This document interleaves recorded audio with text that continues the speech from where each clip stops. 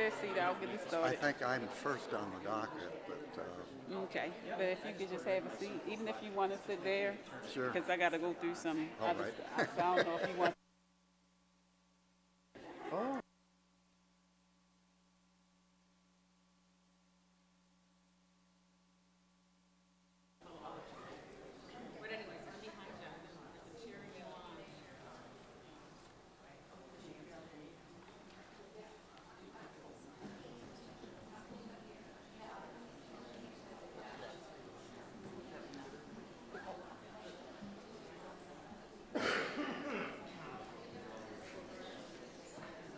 Good morning.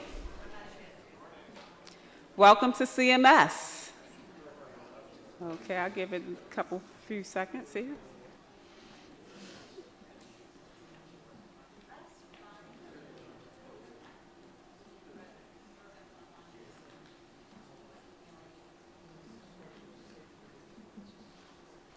Good morning. Welcome to CMS's HCPCS public meeting for durable medical equipment and accessories, orthotics and prosthetics, supplies, and other. My name is Felicia Eggleston. I'm a member of the CMS Part B drug team, and I will be your moderator for today. This meeting is being webcast via CMS. The CMS webcast is live, so it begins as our meeting begins, which is right now. By your attendance here today, you are given consent to the use and distribution of your name, likeness, and voice during this meeting. You are also given consent to the use and distribution of any personally identifiable information that you or others may disclose during today's meeting. Please do not disclose any personal health information. The webcast can be found in the archives after the meeting on YouTube or the CMS Ustream website, and I believe it is there permanently. So I'm just going to go over a couple housekeeping items. So if you need to go to the restroom, you'll exit the doors to my left. Make that right turn, proceed straight down the hall. You'll see restrooms on your left, and there is also a telephone. If you continue out and make a left towards the lobby to which you came in, and then make that quick right at the elevators, past the elevators and down the stairs, you'll see our Jazzman cart, which has like gourmet coffees and things, and then you'll also see the entrance to the cafeteria. We have been asked to remind you that for security reasons, that you're not to enter any areas of the building other than the public areas, which are the central and the first floor and lower level lobbies. If you need to go anywhere else in the building, you'll need to be escorted by agency staff. Also, if you need any assistance in arranging taxi service for today, we'd like to ask that you would see our concierge in the lobby. CMS is a non-smoking campus. There are places where you can smoke outside of the guards' gates from which you came on either side. Once you get beyond the gate, you're free to smoke. We'd like to ask at this time that you would put all cell phones and Blackberries on silent. We'd also like to ask that all speakers, whether it's agency staff or external to CMS, when you speak to give a presentation or questions, we'd like to ask that you speak into the microphone so that we all may hear. We'd also like to ask for everyone's cooperation in adhering to speaking times. Primary speakers, you have up to 15 minutes. 5-minute speakers, you have up to 5 minutes. Speakers may not designate any other speakers. Only I, the moderator, can call speakers. I'll be keeping your time today via our new time contraction. To my right, your left. As you speak, you can kind of glance back and forth to monitor your time. Primary speakers, once you get down to the 2-minute mark, I'll gently whisper 2 minutes. That's your indication to just begin to wrap things up. Once your time has expired, I'll stand up behind you. For those who are giving 5-minute presentations, we ask that you stand to the microphone right here in front of the podium. And when your 5 minutes is up, I'll stand up. So you don't get the kind of wrap up time, but if you can gaze and judge your time and begin to wrap up at the appropriate time, we'd appreciate it. So I will call a coffee break and a lunch break if it's appropriate at the appropriate times. So now I'd like to introduce Ms. Cindy Hake. She is the Deputy Director of CM's Division of DME Post Policy and of the CMS National Level 2 HCPCS program. Cindy will provide opening remarks as well as a brief description of the background and purpose of today's public meetings. Cindy?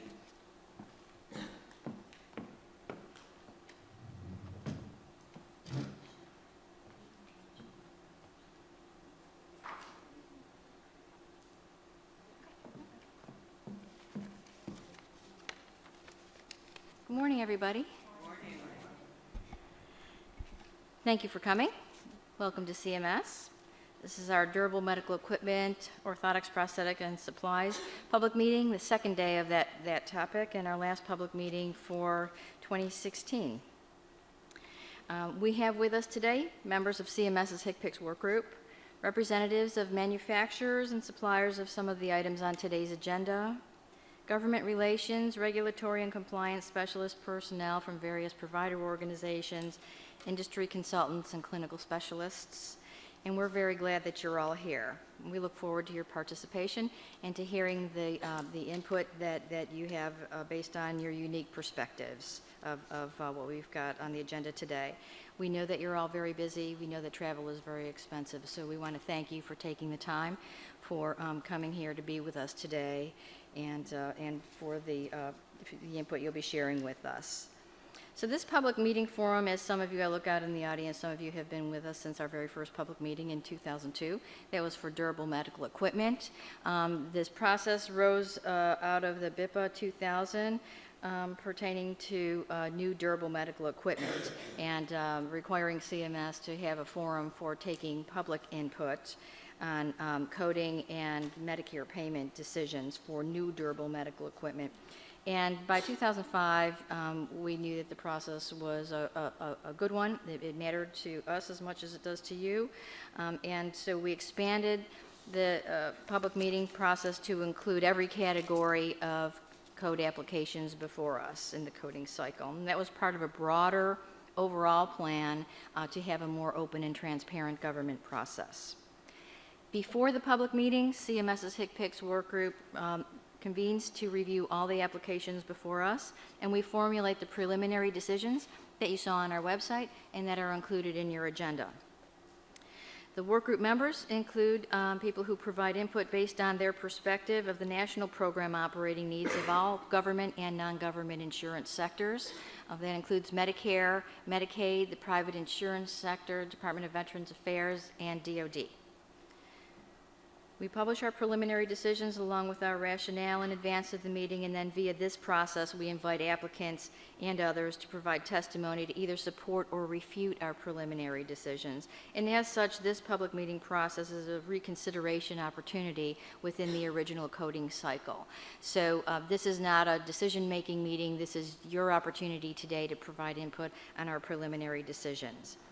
After the public meetings, CMS's HCPCS work group reconvenes to consider again every application that we have before us, together with all the input that we've gathered up to and including today, and we begin to formulate our final coding decisions.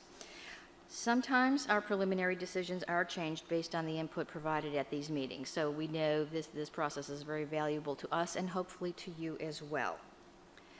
Following the public meetings, we will publish summaries of the meetings that will look very much like the agendas that you have with you today. It'll include a little summary of the agenda item, our preliminary decision, and then we will also include a couple of key points made by our primary speakers for those items for which we have primary speakers. Final decisions are released the first week of November, typically, in CMS's HCPCS annual update. And a couple of years ago, we created a couple of new formats for releasing final decisions publicly on our website. It used to be that we would, in addition to the annual update, we would simply send letters, final decision letters to individual applicants. We still do that, and in addition now, we publish our final decisions on our website, on CMS's HCPCS website, in two formats. One is like a spreadsheet format, and another is a narrative format that covers the whole story from beginning to end of every code application that we get. And that is it. So thank you again for coming today. We look forward to your participation. Thank you, Cindy, for those comments. Now, before I call your next speaker, I also wanted to call to your attention that when you go down to the Jasmine's Cafe or to the cafeteria, you'll notice that CMS has a farmer's market. We like to ask that you not veer out to the farmer's market, because if you go out of the building, you won't be able to get back in. All right, so at this time, I'm going to introduce Joe Kaiser. He is the Director of CM's Division of DME-Post Policy. Joe will provide a brief overview of DME-Post payment. You can also find a payment piece at the end of your agenda. Joe?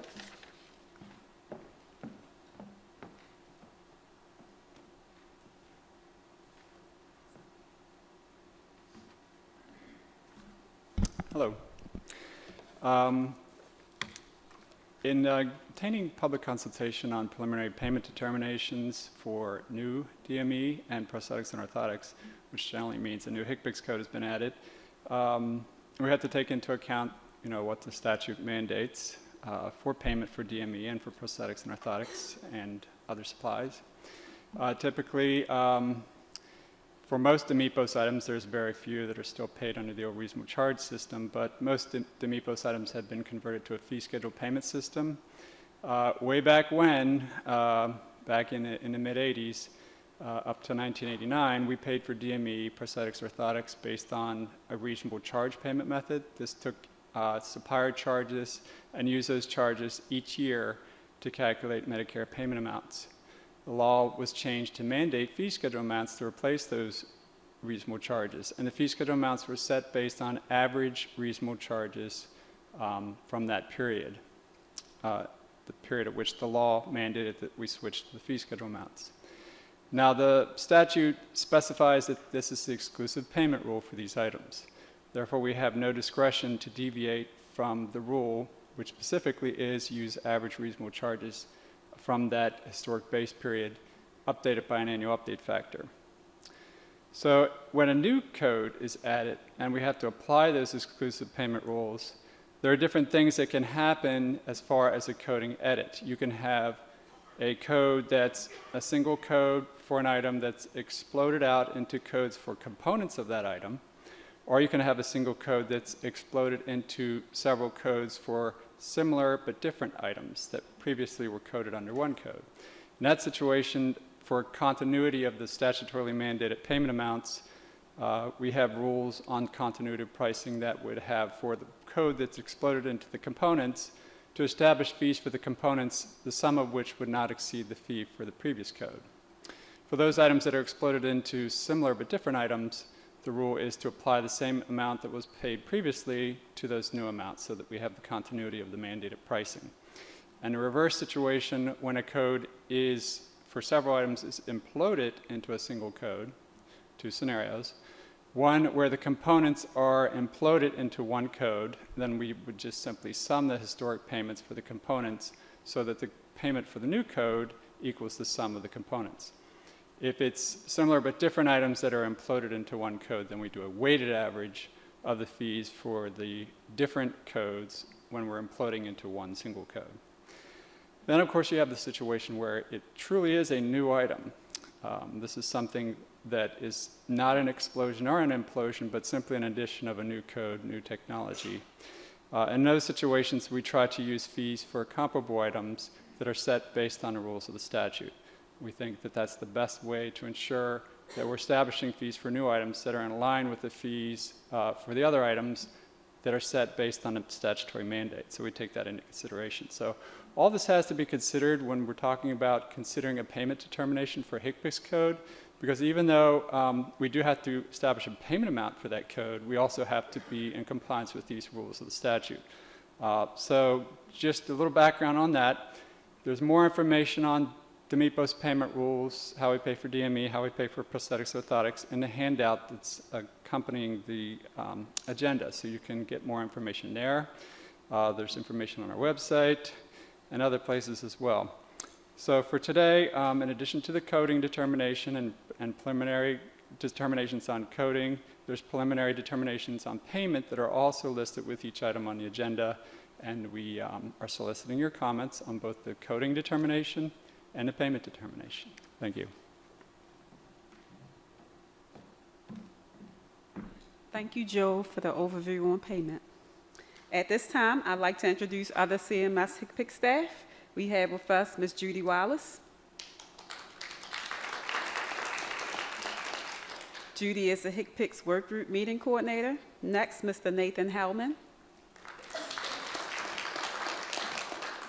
Nathan is also a HCPCS Work Group Meeting Coordinator, and we also have Ms. Kimberly Combs. She's not in this actual area, but she is also a HCPCS Work Group Meeting Coordinator. And many of you have had the opportunity to speak with them on different occasions regarding your application. They work very, very hard to put together all the thousands of details that are needed in order for us to provide this public comment forum here today. So we'd like to thank them for all of their diligence and hard work.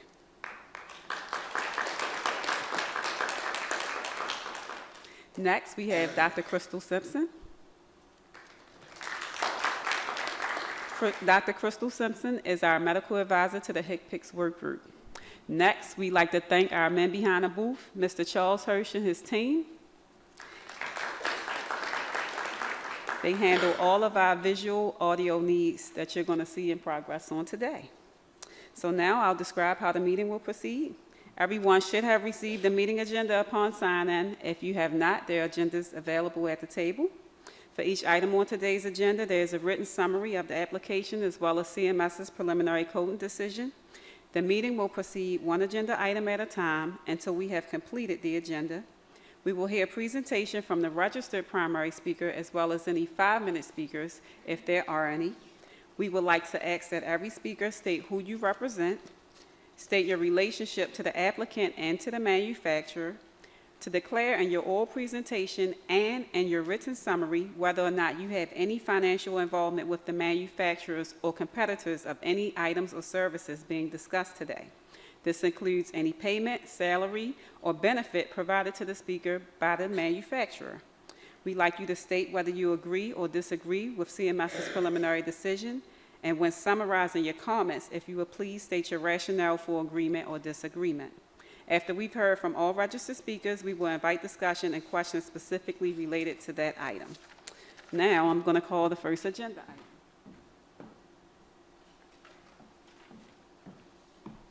Agenda item number 1, attachment 16.82, request to establish a new level 2 HCPCS code to identify a custom fabricated flexible inner socket, trade name environmentally managed system socket.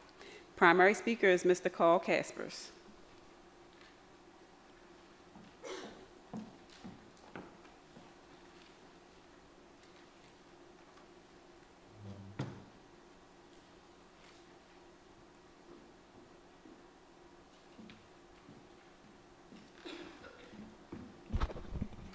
Good morning. Too loud? Okay. Yes, I'm Carl Caspers, and as you can see, I'm an amputee, and I've been an amputee for 56 years. And I've been a practitioner for 51 years, so I've been around the horn for a long, long time. I've also been involved with the development of several technologies within our field and hold patents on those. And so I've got a lot of experience. I've worn everything from World War II to present. So just a little bit on my background. I have developed a socket system called EMS, and what that stands for is it's an environmentally managed socket system that is flexible. It accommodates changes of the limb within the socket. It has increased corrugations within that socket to increase the linkage between the residual limb and the outer socket. It also increases the surface area of that socket system so that you can share the load with a larger area in the socket. Okay.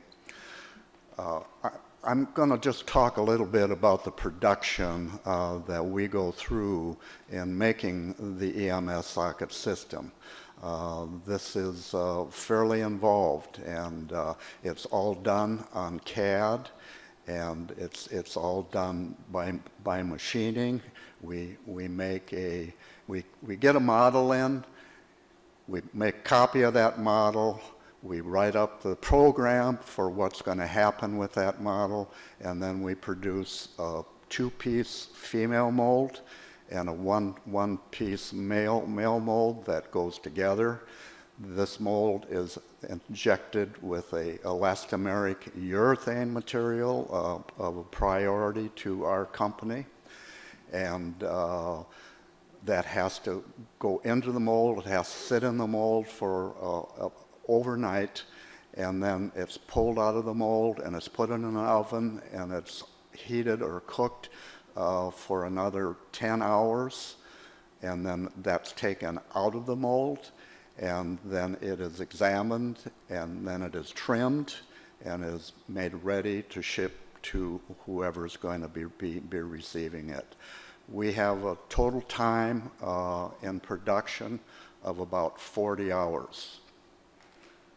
I know you think I'm nuts, but that's what it takes in order to produce this. And you know, the big difference is the ability to be very, very active. I'm 76 years old. I play pickleball. I play racquetball. I do pretty much anything I want. I can walk for any distance without any issues. Never have any limb issues. When I was a younger person, I couldn't wear my leg most of the time because of all the sores and things that I had. So this is a significant improvement in the socket system. Now, if you look at the codes for the recommended CMS codes for EMS, the only thing in common between the EMS socket system and these systems that are being recommended is their buckets to hold the limb. That's all. EMS increases the linkage between the residual limb and the socket by 400% over standard sockets. It increases the surface area 100% over a standard socket. In today's world today, all sockets are rigid structures. They do not do anything, they just house the residual limb.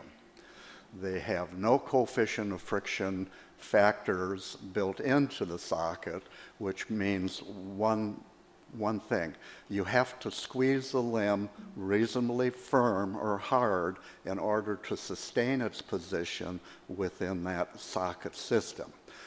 The downside of that is that your body operates at about atmospheric pressure, 14.7 psi. Anytime you elevate those forces over that amount of pressure, you lose volume in the limb.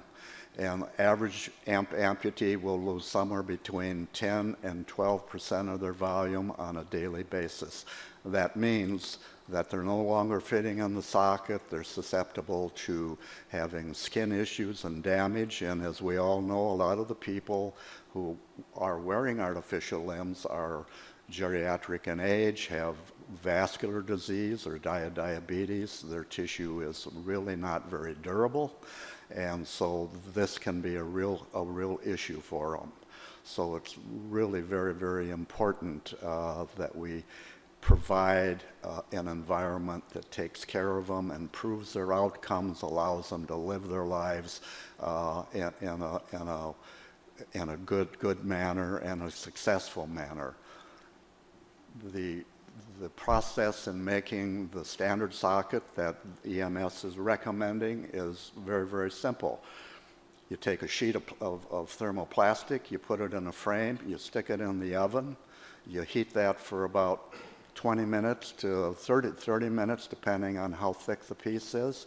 You let it droop, you pull it out of the oven, you pull it over the model that you have, let it cool, cut it, trim it, let it go. They maybe have hour and a half to 2.5, depending on the size of the limb. That's it. Their sockets are unable to change their volume, change their shape based on what's going on as far as the knee. I'd like to demonstrate that to you if I could. Could I just take a chair here?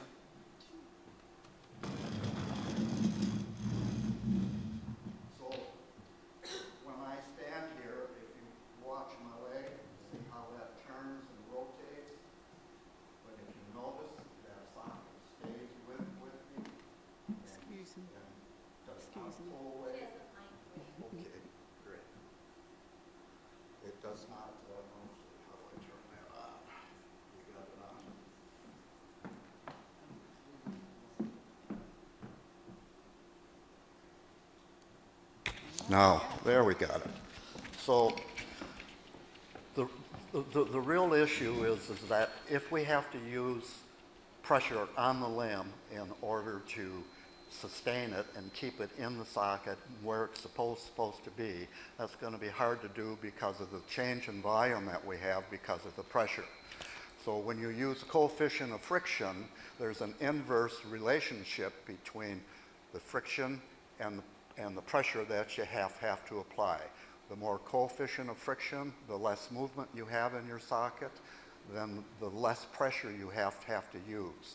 So what that equates to is that we can keep a more constant volume throughout the day in our limb and not have these changes taking place by doing this frictional process.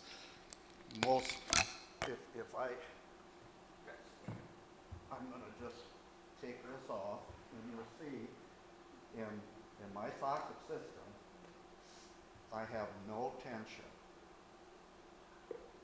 I have no pressure. I'm not under pressure at all until I stand on my leg. Any other socket system, they have to reduce the volume of that socket in order to get a hold of the limb and keep it where it belongs. I don't have to do any of this, okay? The outer socket on this system is also flexible. So it's controlled motion. So between the inner socket, which is quite flexible, and the flexibility in this outer socket,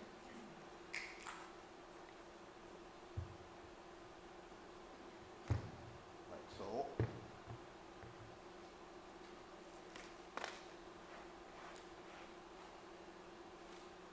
A couple steps, got a vacuum pump on there, elevates the vacuum, locks me down into place, and there's no way that my limb can move down and do anything like that. It's locked into the corrugations inside of this inner socket, and that keeps me very comfortable and very able to do all the things that I want to do without having any stump issues. Okay? I got to get a little vacuum up here.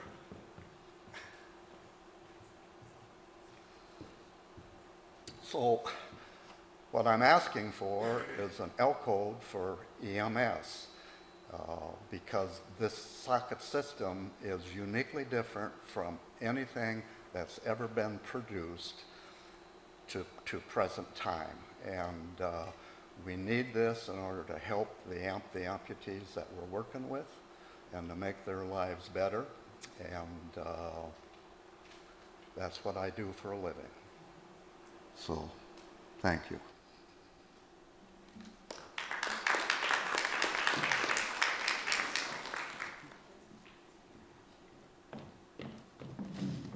We have a 5-minute speaker, Mr. Gary Hooks.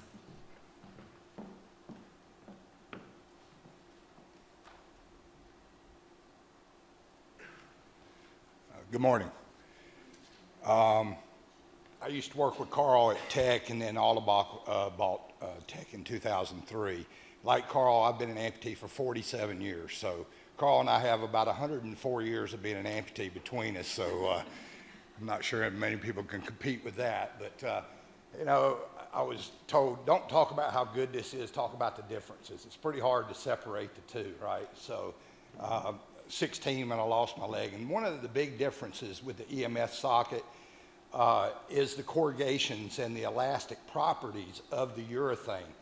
I'm a socket design specialist for Allebach. I go out and teach people how to build sockets based around a lot of times more difficult fitting limbs from trauma, different things like that. And so the benefit of what I've seen in the field and how this is going to really help, I think, with the pay system is the need for replacement sockets is greatly reduced when you go into an EMS. An EMS is able to manage almost a 3-ply, which is 6 millimeters in circumferential volume, without adding any socks. And so most of the time, before I got into the EMS socket, about every 2.5 to 3 years, I was going to be needing a new socket because my limb was changing and lost volume, and it just didn't happen. We've been out with EMS now about 4 years, and I've been in the same socket that whole 4 years. I haven't added a sock in any of that time. I'm very active. So the EMS is able to manage certain volume fluctuations that occur throughout the course of the day without the amputee having to manage that. How that's going to relate is if instead of third-party payers, Medicare, workman's comp having to rebuy a socket for an amputee about every 2.5 to 3 years, we're experiencing now that it may be 5 to 7 years before they need a new socket. The other thing that it does, it greatly reduces, and this is based on my experience. I travel 47 weeks a year for all about going out and teaching people how to build sockets. And what this has done is the number of follow-up visits that occurs when you initially fit a new leg to an amputee is somewhere between 6 and 8 visits. With the EMS socket, because of the compliancy of it, those are greatly reduced usually to 2 to 3 visits. So it's a number, again, it's less time involved, it's more money up front, but the follow-up is just greatly reduced. The other thing that it does is because of the elastic properties of the socket, if you can see my socket, my rigid frame, which as Carl wears, isn't really rigid. Approximately half of that socket is cut way down, so my whole knee is completely out of this socket. What that allows me to do is, for most amputees, below-knee amputees, is we have a real big struggle with climbing steps, going down steps, being able to bend the knee properly to get in your car. Most amputees, when you see them sitting at a table or anything, their feet are sticking up. With this system, because my knee is completely free, I can bend as far on my prosthetic side as I can on my sound side, okay? So the benefit of that occurs throughout the course of the day for most what I call normies, two-legged people. You know, they don't even think about those kind of things of what an inconvenience it is for your foot to always be sticking up.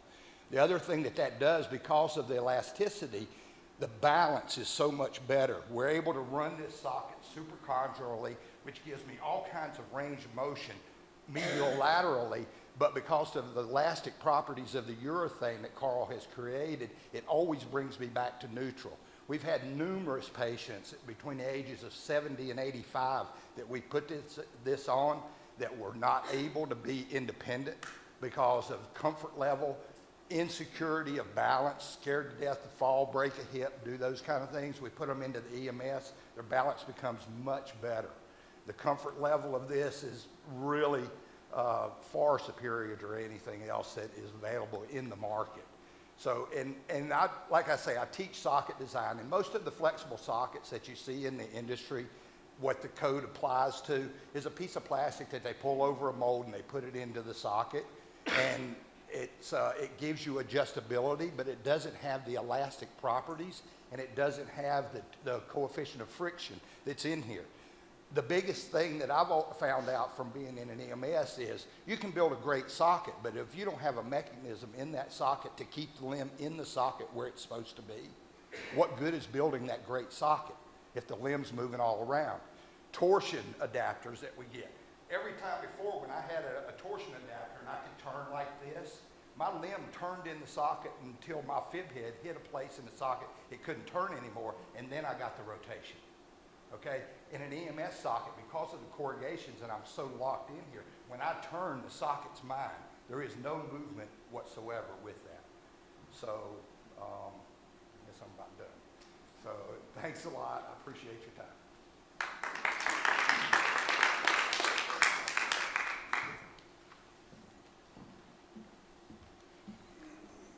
Any questions?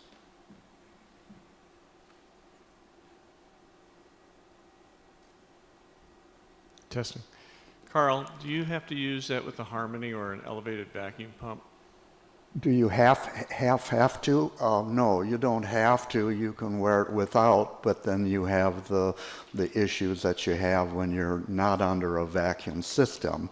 But you certainly stay linked, and you're certainly comfortable in it. But it's a hard thing to explain to somebody who doesn't wear elevated vacuum. But it's just a huge difference between those things and your proprioception and your ability to sense where your foot is. If you stumble, if you catch a toe, if you're in rough terrain, the vacuum just makes huge difference for those people. And as Gary said, as folks get older, their balance gets poorer, they have hearing issues, they have eyesight problems, and they're more susceptible to having those kinds of issues. And the EMS really advances the ability to deal with those kinds of things. Is the urethane liner unique to the EMS socket, or is it Yes, it is.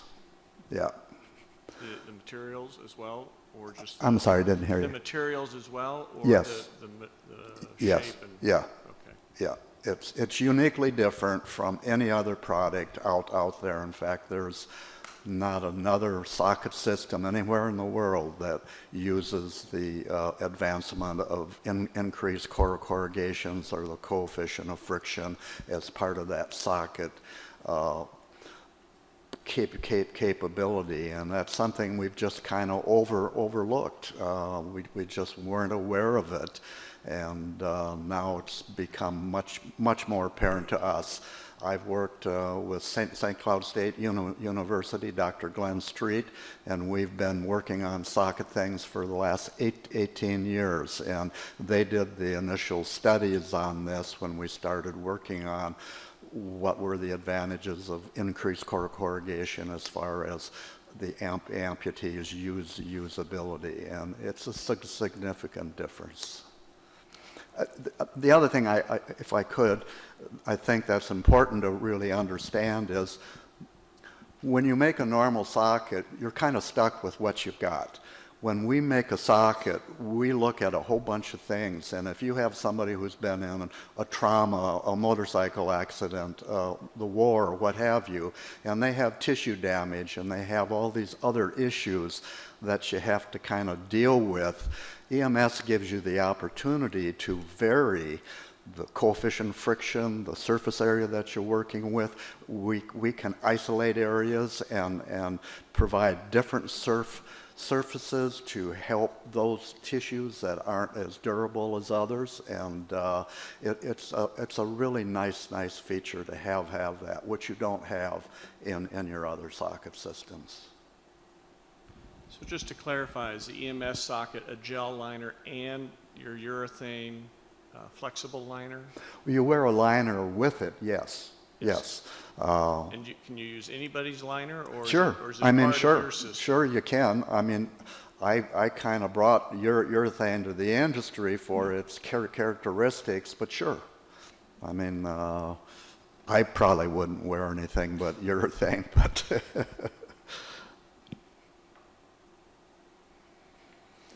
at present time we have somewhere over about 900 people that are in EMS system, and we've really had great success with them, and I get calls weekly from patients that get onto our website or see what's available out there, or they've talked to somebody who's wearing EMS, and I get weekly calls of patients saying, where can I go to get this? And this is an important factor, and I think it should be for CMS too, is that I don't allow just anybody to use EMS technology. They have to take a course, they have to qualify, they have to have the skills at hand before I will provide them with this service, because it's absolutely essential. No more than a surgeon who wants to do microsurgery or something. They have to go through the training, they have to acquire the skill, then they have the opportunity to use it. And so that's the way I deal with people as far as EMS is concerned. And we keep track of them.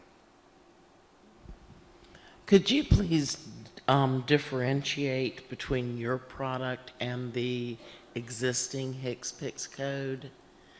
The existing HCPCS code says that it's a flexible inner socket with an external frame. Can you please tell me the difference between your product and the HCPCS code that is part of the preliminary decision? Well, that's kind of like saying if you got four wheels and 2 doors and a steering wheel, you got a car, and they're all the same. No, they really aren't. The technology that you're talking about was developed several years ago, and it was developed for totally different reasons, and doesn't have the capability to do the things that EMS is able to do within that socket environment. And so it doesn't really represent that at all. It's function. It's got to do with function, and it's got to do with the differences in function between those two types of systems. And like I said, the general socket technology that you're talking about is, its basic function is just to create a receptacle for the limb to go into, but past that point, it doesn't. I'll tell you something else about when you thermoform plastic. You only get one shot at it, and then you make your outer frame, and if anything happens to that piece of plastic for whatever reason, you can't just remake that piece of plastic, put it back in the frame that you made, because they'll never come out the same.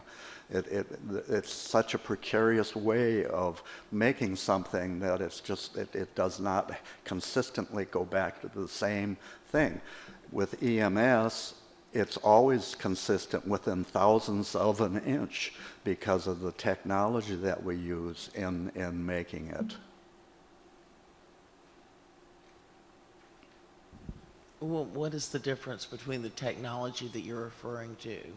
Well, when you hand pull a piece of plastic, the temperature that you're pulling at, the temperature of the room that you're in that you're pulling at, the temperature of the model that you're pulling the plastic over, the quality of the plastic you're buying in sheet form, is it virgin or not? All of those things have they determine what you get when you drape this piece of plastic. And those plastics are always much thicker on the end, and then they get thinner as you're pulling it down. So if the technician is pushing too hard or going a little bit one side and the other side, you're going to get thinning, thickening. You're going to get variations in what volume that item is. So if something got damaged a week or a month or whatever it is down the road, and you needed to make a new inner flexible socket for that frame, you couldn't just do that. Your chances of having it be the same in volume and function is almost impossible. With our system, everything's kept on CAD. We can reproduce it exactly. We can change it. We can do anything we need to do without any loss of correctness.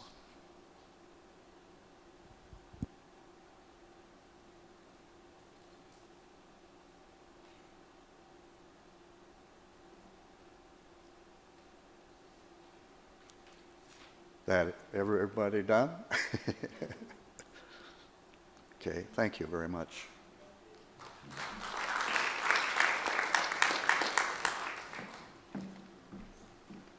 Agenda item number 2, attachment 16.83, repeat request to establish a new level 2 HCPCS code to identify the tibial ankle foot orthosis. Primary speaker is Ms. Robin Irish.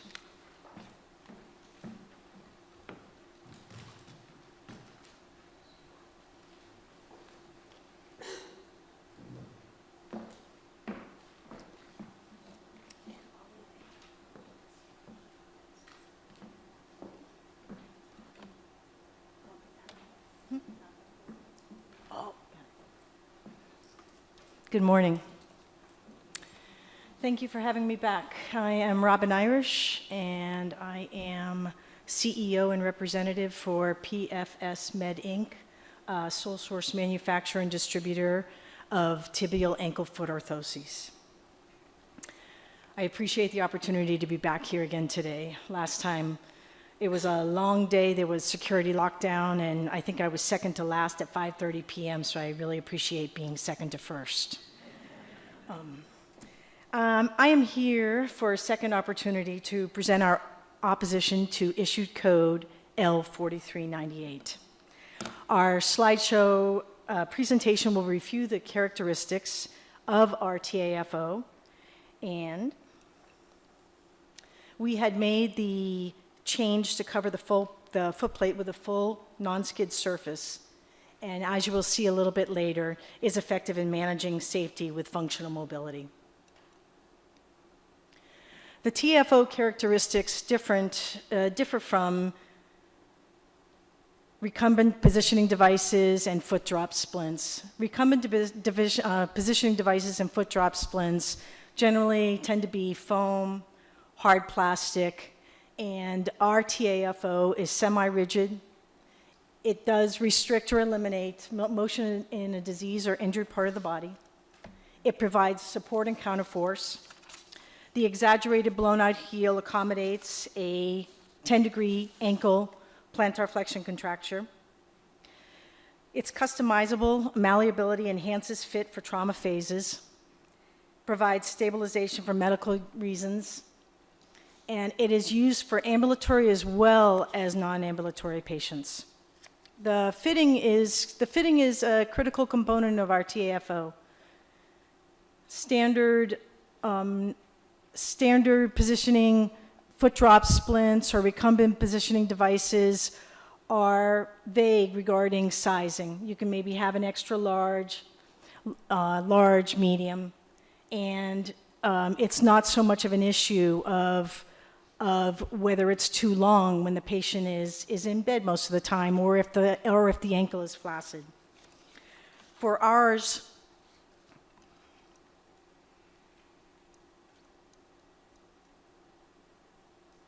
with use of ambulation, the required assistive devices, whether it be a crutch or a walker, the TAFO is able to be used as non-weight bearing,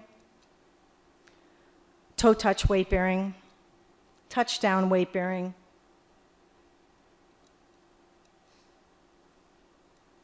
or weight of leg weight bearing.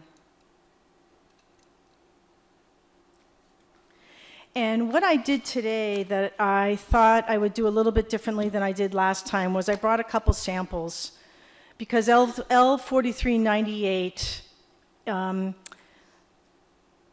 is meant for devices that just get brought in and put on a patient. It doesn't require a practitioner for fit. And we have been having an increasing number of phone calls over the past couple years from patients who are calling us regarding questions because our phone number is on our splint, and we are realizing more and more that patients are not being fit well, they're not being educated on how to use the product, and they're in it for the long term. And so once we talk them through it and then direct them back to their doctor, who will direct them back to the practitioner who fit it with them, then they'll have a good result. Our splints really have a niche in complex lower extremity trauma. That's where our footing is.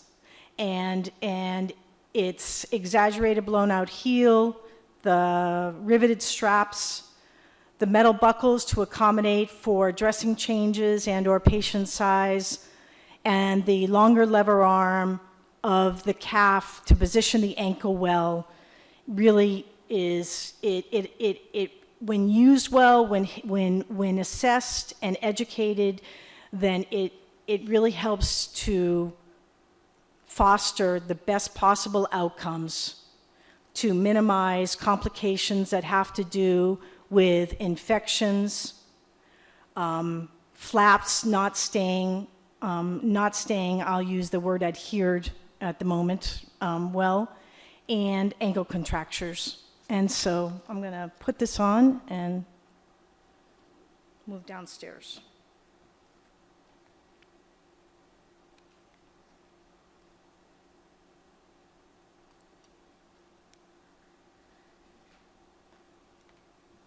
Check, check. Yes?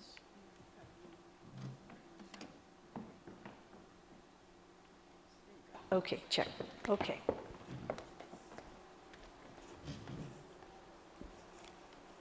I'm under the understanding that, that maybe I can't have anybody in the front row here put a foot splint on. Is that correct? Okay. Would you be willing to put a foot splint on? You can just move your chair over. Thank you. And what is your height? 5'10". Okay.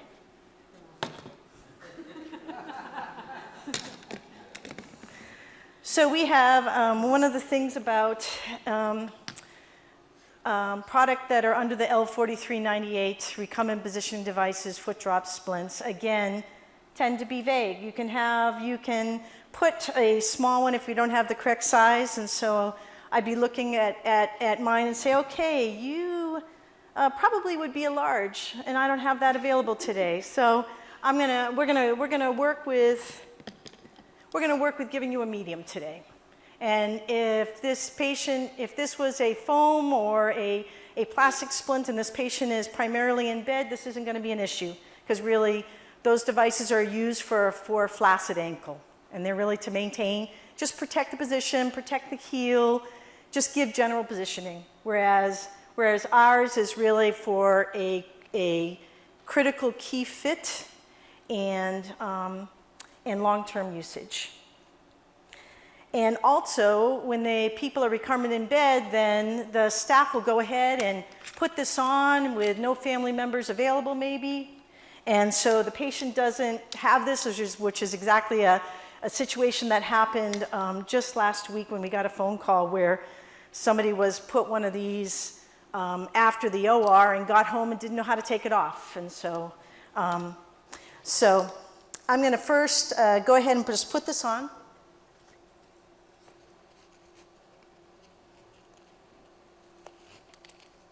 And then what I'm going to have you do is take it off and then put it back on again.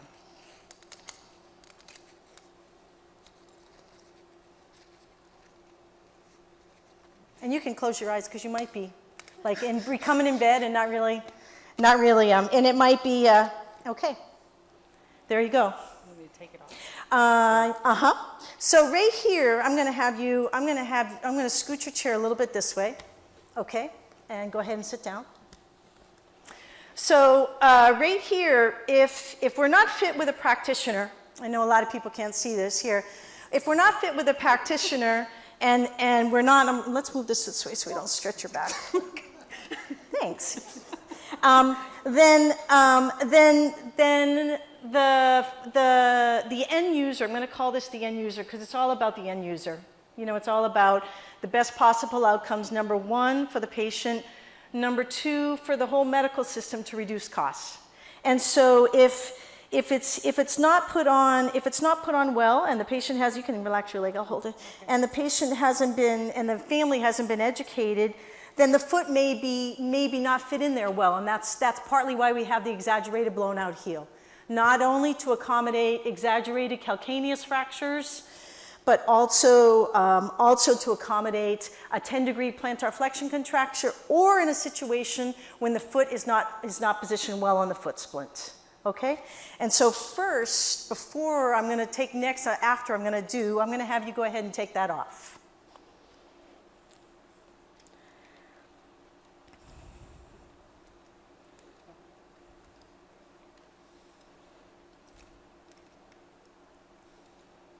A little bit quicker than some other people, actually. We've had phone calls, too, from people across the board. An attorney up in Tacoma who was just fit with this splint and didn't know how the buckles go. So the buckles, the reason why we use metal buckles is because of our niche of complex lower extremity trauma.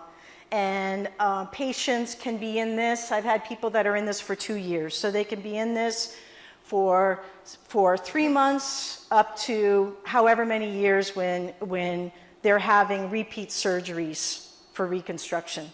So we use a metal buckle system that clips in here and then it tightens so it doesn't get wadded up with Velcro matted up Velcro and soiled and everything. Now, I'm going to go through the process kneeling down here with education.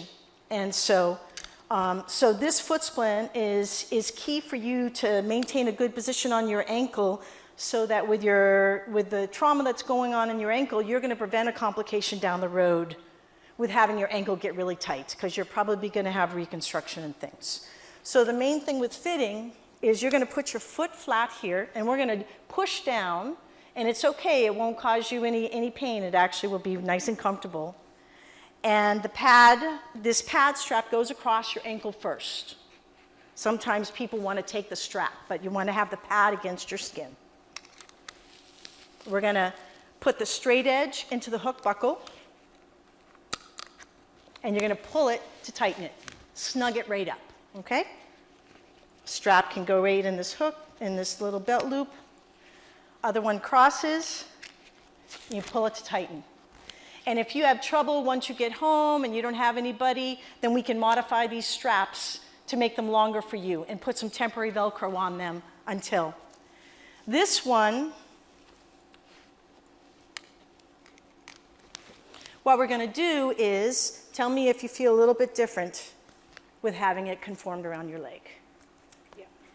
And what is the difference? It's tighter. It feels tighter? Does it feel like it has more support? Yeah, you can feel it. You don't loosen, does your foot not loosen up as much? Right, yeah, I can feel that. And so one of these things, we don't have, really, she should be in a large, but this one is, I'm a full hand width behind the popliteal space. And this one will still provide enough leverage for good position of the ankle.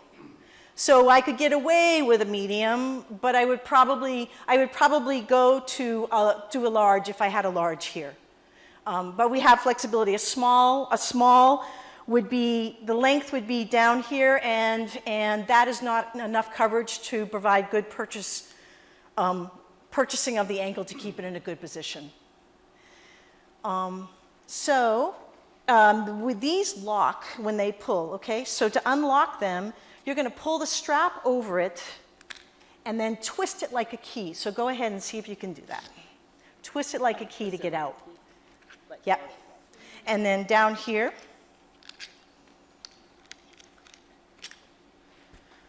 So L4398, foot drop splint, thank you so much. Foot drop splint and recumbent positioning devices.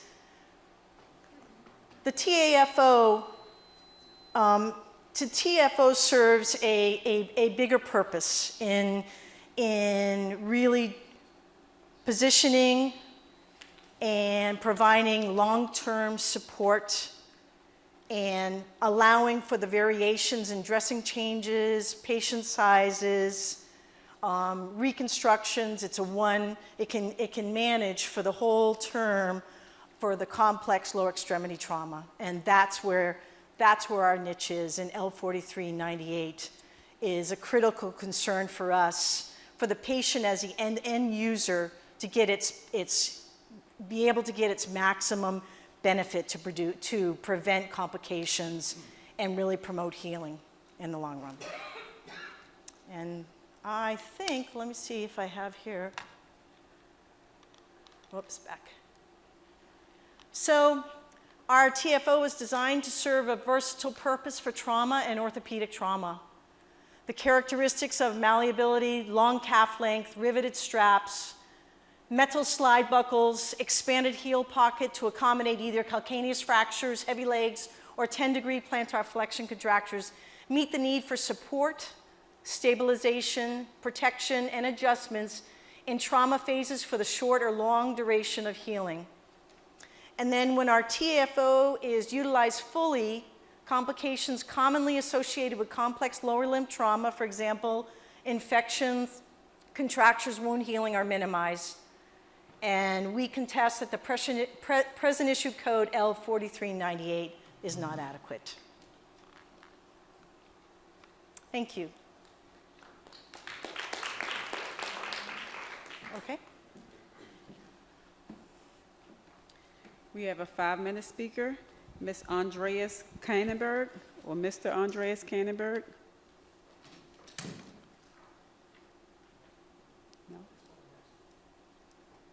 you signed the wrong spot.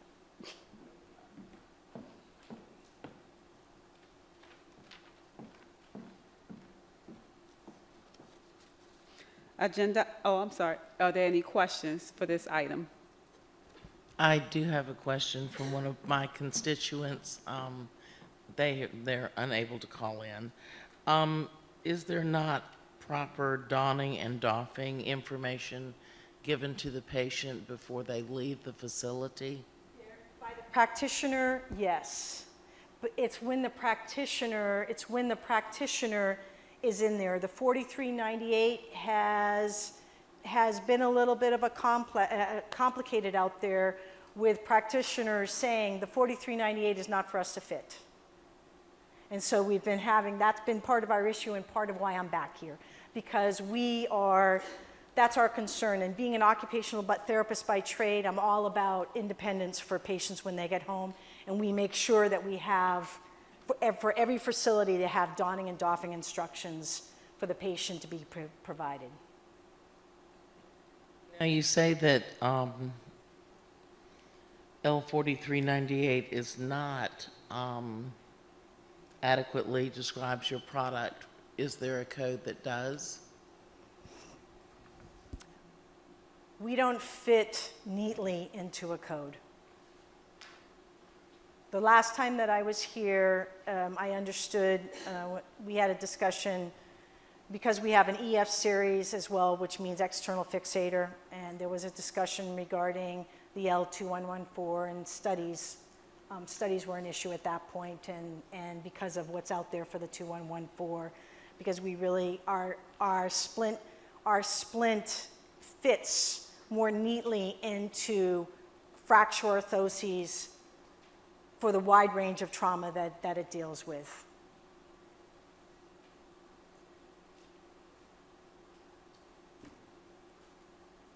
What codes are you currently using to bill? Out there, private insurance companies, from what we're understanding, is there are the ones that are using the CMS, the Medicare, Medicaid, they're very clear for 4398.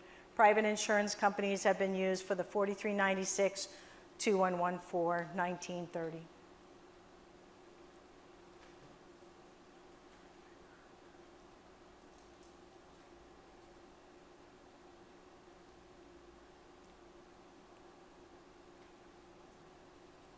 Thank you. Sure. Anything else? Okay, thank you very much.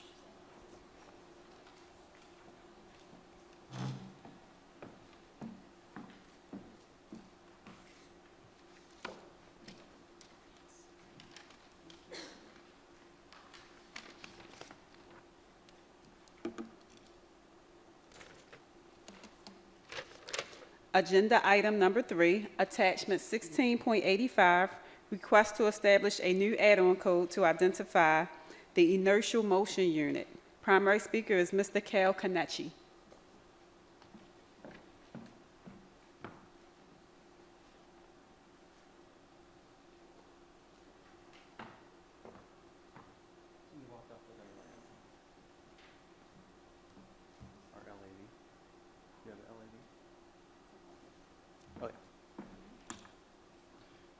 I know what you might be thinking.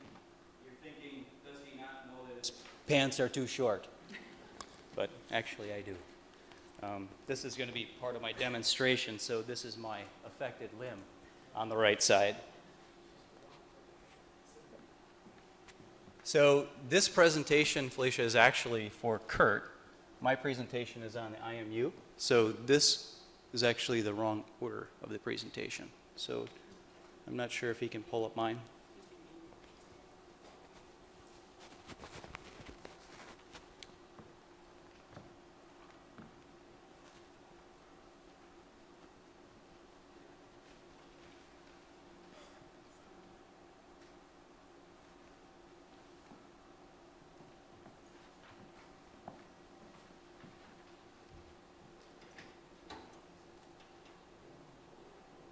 I'll just wait for them to pull up the presentation and introduce myself. My name is Cale Kanechi, and I work as a prosthetic clinician for Autobach Healthcare. I am a paid employee of Autobach. My job is to travel the country and provide education to physicians, physical therapists, occupational therapists, prosthetists, and orthotists in medical centers and universities, as well as private clinics. Our goal at Autobach is to bring technology to both amputees and others with mobility impairments to improve their lives and give them better access to the community. And I'm here to provide a presentation today regarding the coding decision for the inertial motion unit for microprocessor knee, specifically C-Leg 4. Hopefully at the end of my presentation you'll understand a little bit about the IMU. What is it? What does it do for end users? What if this technology is not incorporated into prosthetics? How does that affect end users? As well as to present an argument for a coding decision regarding the inertial motion unit.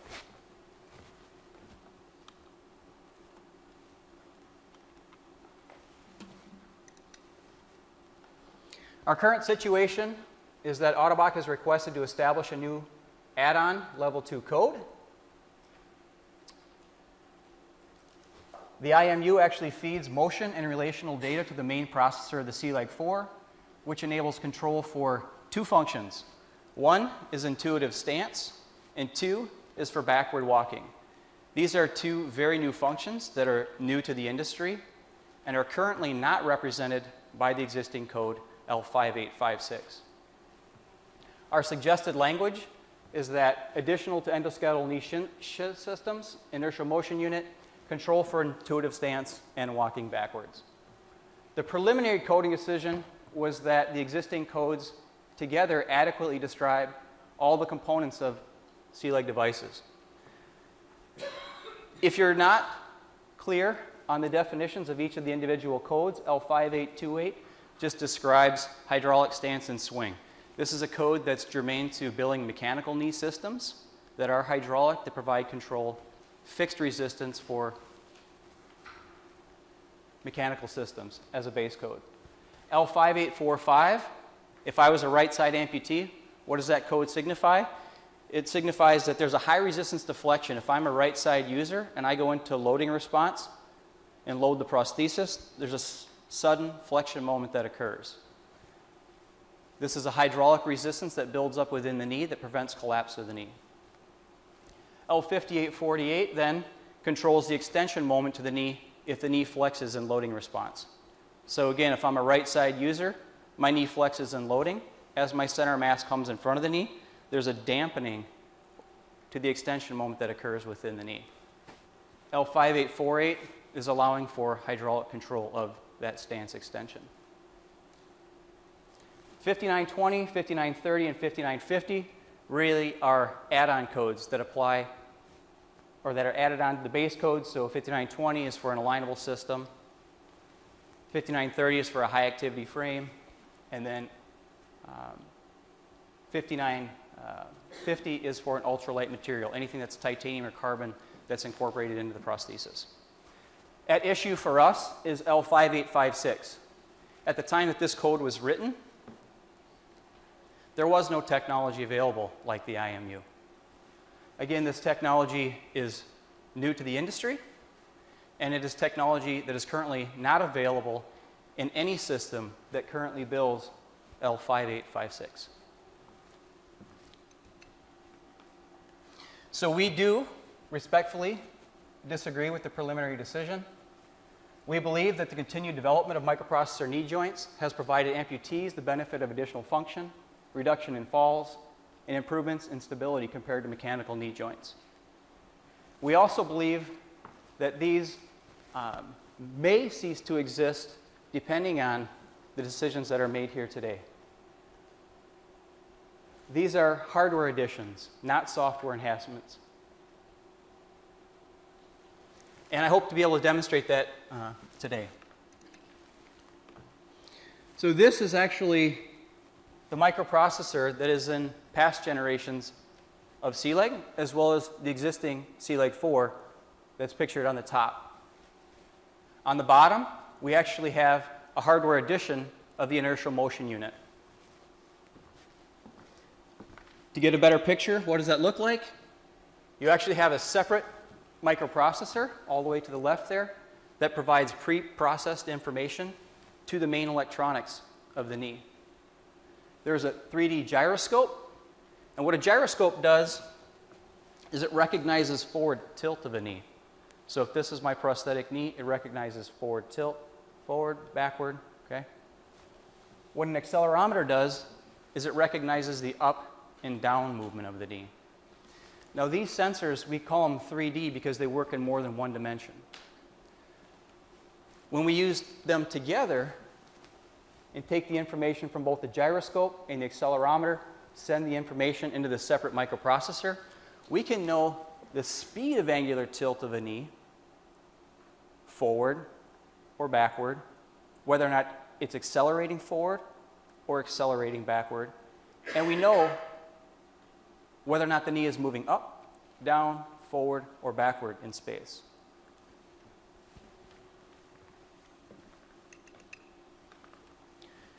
So for users, what does this do for them? We don't get any involuntary stance release. So involuntary meaning the patient doesn't really know if it's going to occur or when it's going to occur. So picture yourself as an amputee. You're just walking around, minding your own business, and suddenly there's a collapse to the knee. Why does this happen? It happens because, number one, the user has failed to think about where their knee is in reference to their center of mass. Because as a user, when I walk on an uneven surface, whether it be a slope or a ramp or grass or gravel, I know that there's going to be sudden and unexpected knee flexion moments that require deliberate management. So I think about it. Where's my center of mass in reference to the knee? I can develop compensatory motion patterns. So in static standing, again, if I'm a right side affected user, I step backwards on the prosthetic side. In this way, I know that the knee will never collapse because there's a extension moment occurring at the knee joint. If I'm to make a sudden step to the side, well, first of all, I have to recognize that if I don't step behind my sound side, there could be an unexpected knee flexion moment when I transfer my weight. So what do? I pull backwards with my hip extensors on that side to ensure the knee doesn't flex unexpectedly. In this way, I have more of a deliberate management of my hip extensors. What if I'm able to move in multiple directions and not think about what I'm doing? What if I'm a person who works in a factory that picks orders for a living? What if I step forwards and step backwards? I'm constantly going to have to think about that. Well, with the gyroscope, the accelerometers, the addition of the IMU to the knee joint, the user no longer has to deliberately manage their hip extensors. They can move without thought, without motion. They just move and the knee responds. We have safe and stable standing independent of terrain. Safe and stable standing when walking backwards. A frequent place where people fall, bathroom and kitchen. Why? Because I'm multitasking. And when you're multitasking, you're thinking about something else. You're thinking about your next step. You're not thinking about the one you're currently on. You're thinking, I have this to do. So what happens? With a C-leg 4 and the addition of the IMU, I move, hold, flexed, knee is locked. As long as the knee is motionless and flexed, it locks. Or blocks flexion, to be more clear. Extension is always free, but it's stable for the user. If I quickly step backwards on my affected side, my center of mass can even be behind the knee axis. If I pause, flexion is blocked. When I want to unblock flexion, I simply take a step and the knee recognizes the motion pattern and releases. Think of somebody, a mother, for example. This example actually happened with me. The first time I fit a C-leg 4. Woman, 3 kids, says, I need to pick things up off the floor quite often. I said, I have kids, I recognize the knee. She said, now what I do is I walk up to an object, I flex, I pick it up, knee is actually locked. A pause for a second and a half actually blocks the knee deflection. They didn't have to manually flip a lever. They didn't have to have some gross motion pattern to initiate the lock. They didn't even have to think about it. This is why we call it intuitive. They just flex, locked. If I wanted to unlock, just move.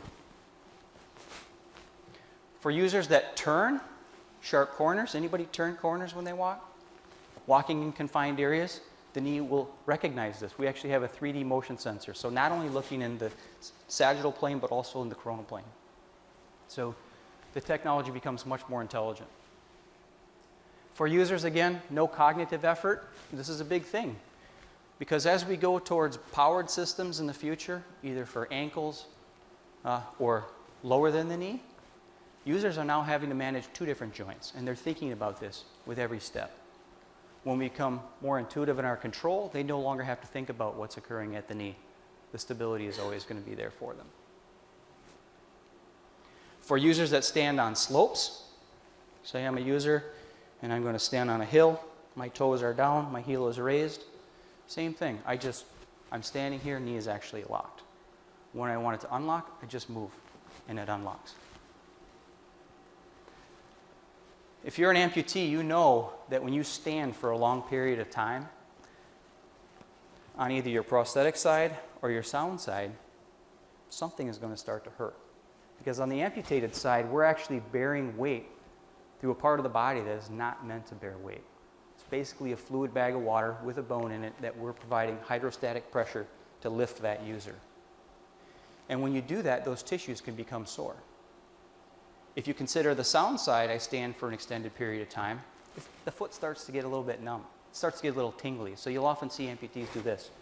They shift their weight. They either stand on their sound side or they stand on their prosthetic side. Well, what we want them to do is to share the load. Equal weight on both feet. When you're standing there, you can actually keep your weight on your prosthesis with the knee slightly flexed and lift up your sound side to rest it, to get some blood flow in that foot. Many amputees have a collapsed arch on their sound side. The reason for that is they're asking one leg to often bear the weight of two. With the intuitive stance function, they're able to stand with equal weight on both feet for longer periods of time to rest their sound side.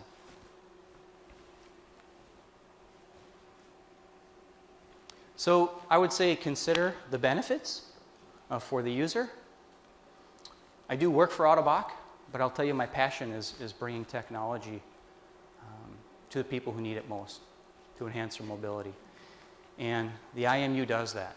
When we fit people with this technology, they tell us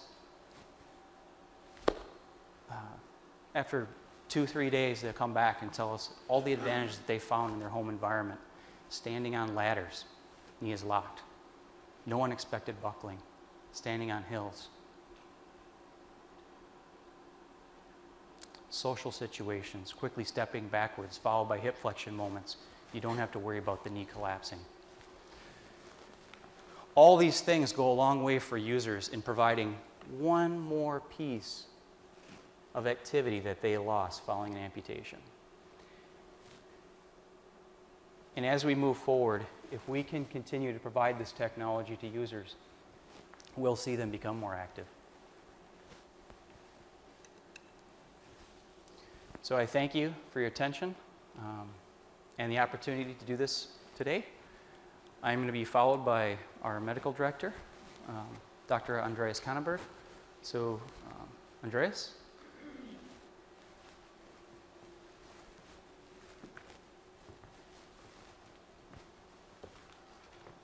Good morning. My name is Andreas Kannenberg. I'm the medical director of Autobach and a full-time employee. And I would like to re-emphasize what Cale just said. The IMU is a separate hardware system, a second computer system in the knee. It is more than just simple sensors that are covered by the 5856 code. And it is currently the only technology that enables the knee to provide two unique functions that other microprocessor knees are not able to provide. That is that intuitive standing function and a safe stepping backwards.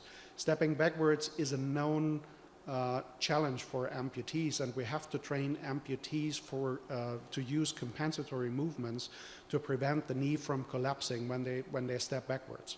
So that is something that you have to think about, and you have to internalize that as an amputee. So when you in a confined space, you're working in a kitchen, you work or in a bathroom, you oftentimes have to make turns or take a step back to move around.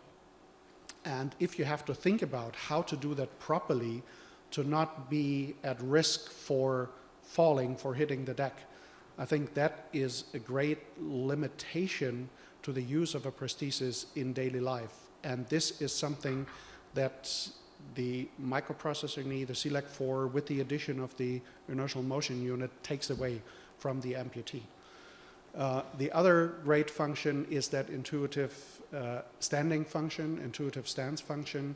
So we have mechanical knees, non-microprocessor knees that provide that function, but at the cost of no stance flexion during weight bearing. So that means these knees provide no shock absorption during level walking, and what's also not possible with them is to use reciprocal gait when you walk down a slope or you walk down a stair, because they always lock when the patient or the knee is switched into stance phase. With the microprocessor knees or hydraulic knees, as far as they provide stance flexion for shock absorption and for reciprocal slope and stair descent, when you're standing, the valves of the hydraulic are slightly open. They produce flexion resistance, but they're not closed. So because the knee should allow for some flexion, and that is used during level walking for shock absorption and for reciprocal slope and stair descent. But when you're standing for a longer period of time, as the hydraulic just produces resistance but doesn't lock, what happens is that the knee sinks in. And that is the reason why the patients either shift the whole weight or most of their weight to the sound limb, or they have to actively stabilize the knee with the hip muscles. And when they stand for a longer period of time, that is a really challenging task and results in the pain that Cale just mentioned. And the CLEC 4, with the help of the inertial motion unit, takes away this additional challenge for the amputees, so they can stand still with the weight evenly distributed on both legs, half on the sound limb, half on the prosthetic limb. And I think that's a great addition and a great advancement in technology that is achieved by this hardware addition that I would like you to consider. Thank you.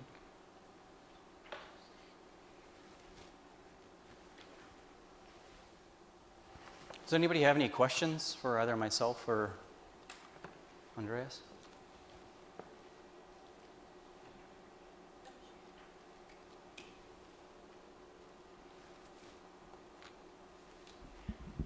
That was a good presentation. Thank you. I'd like to know, since there is a second microprocessor then, how durable is this one and how durable is the other one? Particularly as you were illustrating the usage of the active homemaker or grandmother, picking up small children and doing those kinds of activities of daily living rather than our athlete, for instance. So I can take this question.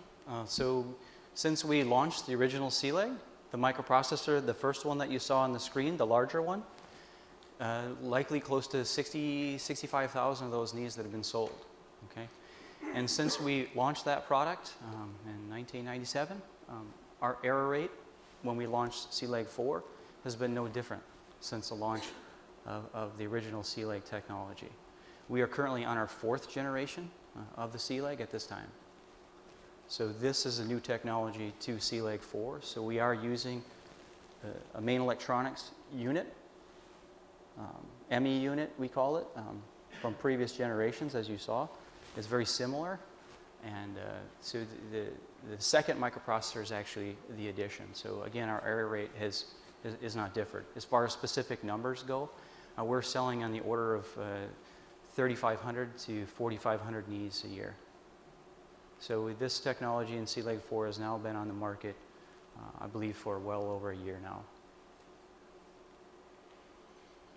So I wouldn't expect any differences in the durability between the main board and the IMU. So if you submerge the knee in water and the motherboard dies, the IMU dies with it. To me, it's like a car with more gadgets. The more gadgets you have, the more possibility of breakage. But you're saying that's not true here. In fact, with the launch of Sea-Leg 4, the technology has become more durable in that with this system, you can actually allow some submersibility on occasion, okay? That said, we say it's due to accidental exposure to water. So we do have a different product that is fully water submersible in sea and salt water. This presentation is applying to Sea-Leg 4. Okay, with that said, with Sea-Leg 4, if there is ever an accidental exposure, someone gets pushed into a pool, for example, they get out, rinse the knee in fresh water, dry it off, not a problem. So with the additional technology, we've actually become more durable in some sense.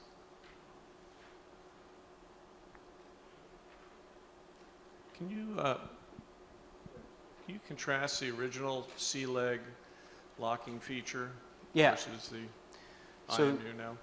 So the question was, can you contrast the original Sea-Leg locking feature? So the original generation of Sea-Leg, when we launched it, actually had two ways to lock the knee. One of them was with a fob, okay, with a remote.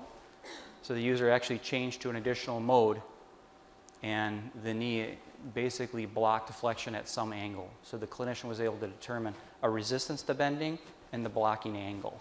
So the user would then use the remote to do that, or they would bounce on the toe to access that additional mode. Secondly, there was a function where if the user flexed the knee slightly beyond the desired angle that they wish it to lock, then extend for 1 second, the knee would lock.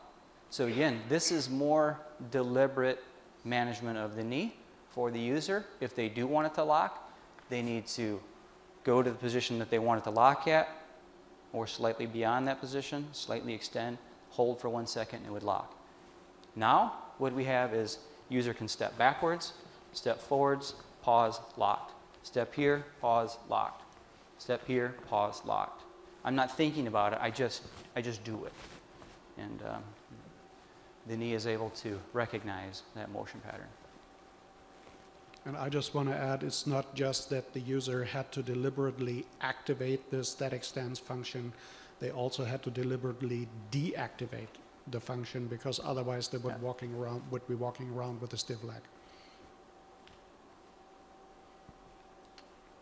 Now when they want to deactivate the lock, they just move. If I pick it up, if I move forward, I move back, anything I do, it's going to unlock. Sure. I have another question for you. Was the hardware removed from the original configuration of sensors and processor when the new hardware was added? No. As far as I know, the frame actually got a little bit bigger to make room for the accommodation. So you'll see in our past frames, they were a little bit more narrow, and these frames are a bit bigger. We think they're actually a little more cosmetic to represent the shape of the calf. So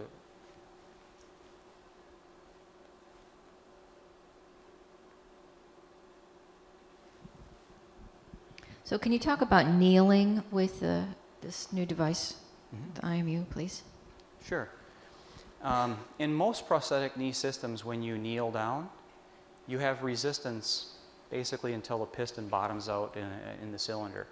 Okay, so anytime you go beyond 90 degrees, there's no resistance within the knee. So for users, they have two ways to kneel. If I'm a right side affected user, I don't have to push into the toe to kneel. All I got to do is just step backwards with my prosthesis, and I ride this high resistance. It's a default stance knee, which means there's a high resistance to flexion within the knee. I just ride the resistance down. And as soon as I hit 90 degrees, the knee is free. I can get up to 130 degrees of knee flexion.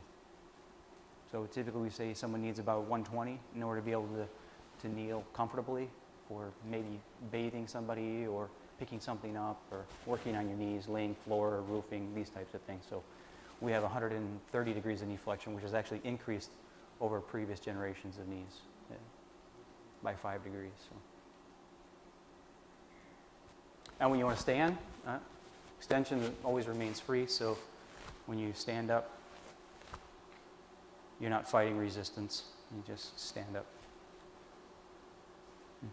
And do you consider the Autobot processor to be truly a high-activity knee control frame?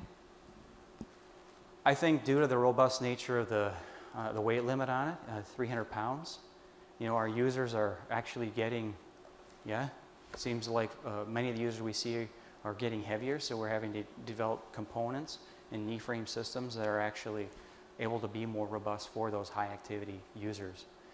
We also need a higher activity frame for this because if you look at the weight limits between the old knee and this knee, we did give 300-pound weight rating to the older generation of C-Leg, but when we went to C-Leg 4, we actually have a little bit beefier frame, more heavy duty, carbon fibers laid over, so it's a little bit thicker. It has increased the weight of the knee overall, a little bit, maybe 100 and something grams, not significant. So as far as the high activity knee frame goes, we have people that are putting their leg on in the morning, 6 a.m., 5 a.m., 7 a.m., and wearing it until they take it off at night. So the pylon systems that are on there are 34 millimeters. We actually insert that into the bottom of the knee, and it's inserted as a minimum 40 millimeters. So if we don't have a significant amount of carbon distally within the knee, you're having very significant torque moments between the pylon that inserts into the knee and the actual carbon frame itself. So we have actually increased the frame structure and capacity to be able to handle that strength and moments that are on the pylon. C-Leg 4 users, and we target people with variable swing. Well, who walks with variable swing? People are going to be highly active throughout the day. These people are going to be, again, putting their leg on in the morning, taking it off at night. Some of you have an activity tracker, you do 10,000, 4,000 steps a day. Well, these guys, they're doing the same thing, and gals, of various weight categories. So in order to be able to handle that, we do need a higher activity frame. We did need to beef up the frame. And so you will see an increased weight in the actual knee itself. But let me add to that. We're meanwhile convinced that not only high activity users benefit from microprocessor technology in general, also lower mobile amputees can benefit from it, but in different categories. I think the high activity amputees benefit more in terms of increased function, whereas lower mobility amputees benefit from the increased safety, mainly.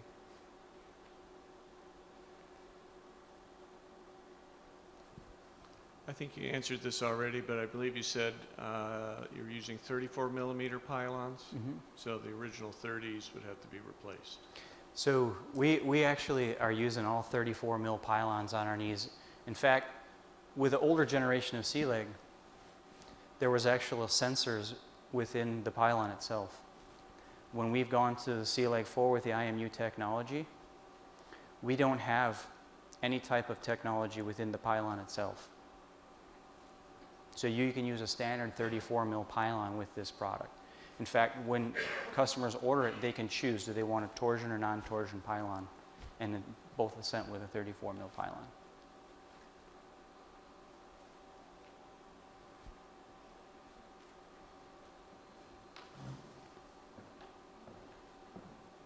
Thank you for your questions. A lot of good questions.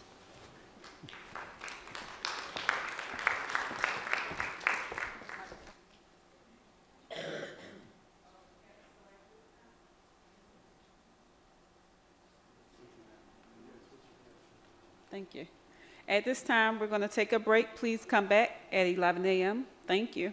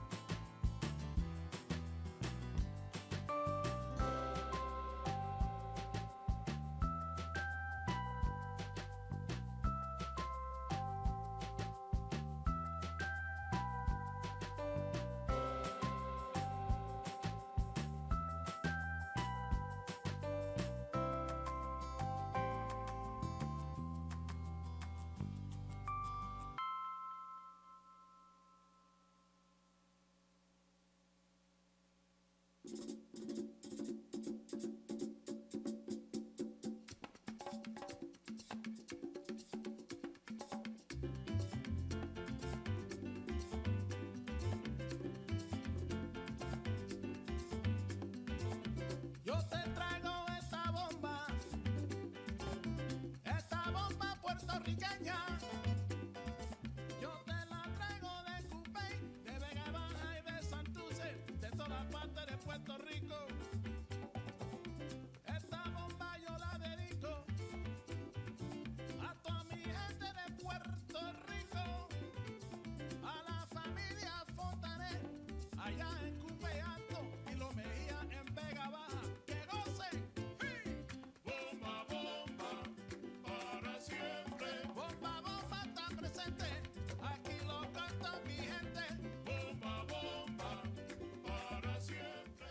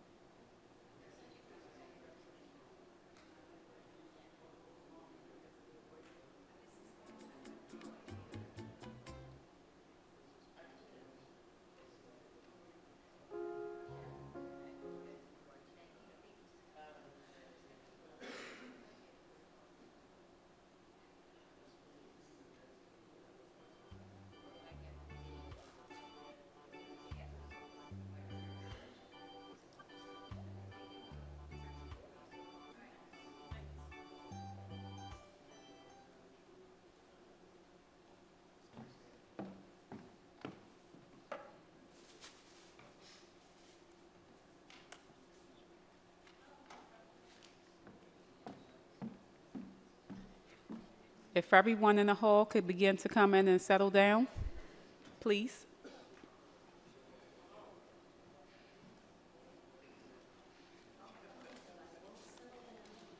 Can I switch on my computer again?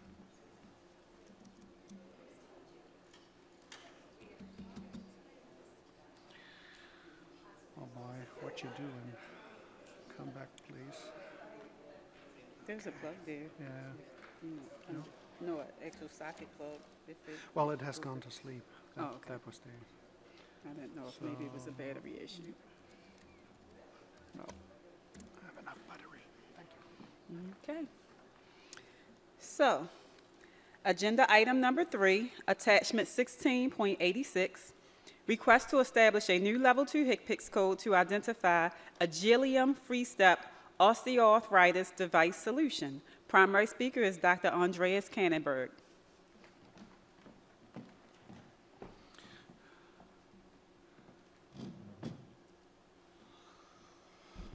Good morning again. My name is Andreas Kannenberg, and my disclosures haven't changed in the past half hour. I'm still the medical director, executive medical director North America for Ottobock, and I'm hoping that I'm still a full-time employee. We have applied for the assignment of a new L code for a newly developed ankle-foot orthosis called Agilium Freestep that has been designed to treat unicompartmental knee osteoarthritis. The language suggested by us was ankle-foot orthosis, single upright with an ankle joint, control of the subtalar joint to redirect ground reaction force to reduce knee varus valgus moment, prefabricated and includes fitting and adjustment. The preliminary decision of the HCPCS work group was to establish an A code for an inversion, eversion correction device. We respectfully disagree with the preliminary coding decision, and our interpretation is that the suggestion of an A code determines that the HCPCS work group doesn't consider the Agilium Freestep AFO to fall under the brace benefit category of the statute. However, the statute says that a brace includes rigid and semi-rigid devices that are used for the purpose of supporting a weak or deformed body member or restricting or eliminating motion in a diseased or injured part of the body. So Agilium Freestep clearly supports a deformed body member, which is the degenerated cartilage in an osteoarthritic knee joint compartment, and it also supports a weak body member, which is a hypermobile subtalar joint. The products that would be correctly described by the suggested language of the A code, inversion, eversion correction device, would be simple foot orthoses like shown on these pictures. So they would be able to control the inversion and eversion of the foot. But the big question is, would these devices be able to have any influence on the loading of the knee compartments of the knee joint? So this is a sample of the Agilium Freestep ankle foot orthosis. Clearly, it's not only a foot orthosis, it also has a calf upright that is needed, and I will get back to that in a second. The mechanism of action is that the Agilium Freestep shifts the center of pressure, which is the force application point under the foot, lateral. If you have a medial knee osteoarthritis of the knee, as 70% of the affected patients have, or lateral, if it is adjusted to correct medial, it shifts the center of pressure medial if you have a lateral compartment knee osteoarthritis. So it limits the range of motion of the subtalar joint to ensure a proper and dependable force transmission of the knee, and that corrects the lever arm of the ground reaction force and thereby reduces the load on the affected knee compartment.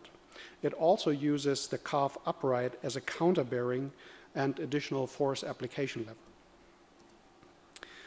Here we see a video of a patient with knee osteoarthritis on a laser posture. The laser posture is a device that is used to check the alignment of prostheses and custom orthoses, and it is able to visualize the resulting vector of the ground reaction force. And we clearly see that with a foot part alone, as the orthotist moves the calf upright, with a foot part alone, nothing changes in the load line of the knee.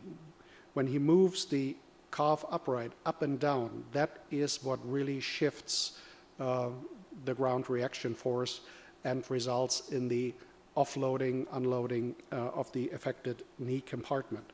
So that means that without the calf upright, the foot part alone does not offload or affect the knee compartments. So what this AFO does is it uses the ground reaction force in the frontal plane, and it is therefore similar to AFOs, floor reaction AFOs that are currently coded with the L1932 code. These AFOs use the ground reaction force in the sagittal plane to support the knee against sinking in when the patient has weak knee extensors. We have done an observational study in Germany over 12 months with 25 patients. They had a knee osteoarthritis, unicompartmental knee osteoarthritis stage 1 to 3 after Kellgren and Lawrence. They were fitted with a Agilium Freestep and underwent baseline and follow-up assessments after 3, 6, 9, and 12 months. 23 patients completed the study, and what I'm showing is an intention to treat analysis. So what we see, we use the WOMAC, the Western Ontario and McMaster's arthritis score, as the outcome criterion, and what we can see is that the Agilium Freestep was able to reduce the symptoms of the knee osteoarthritis in the patients. That is true for the WOMAC composite score and also for the WOMAC pain, joint stiffness, and physical function score. And it's very important to note that when you compare these effects with the known effects of knee offloader braces that have been published multiple times in a lot of studies, they exactly have the same magnitude. So the effect of the AFO is very similar to that of the known knee offloader braces. Another important distinction of the Agilium Freestep versus devices that are coded using A codes is that usually items that are coded with A codes are products that you take out of the box and that the patient can use without any further professional adjustments. This is not possible with the Agilium Freestep AFO. This is an AFO that has to be adjusted by at least a fitter, if not an orthotist, certified orthotist.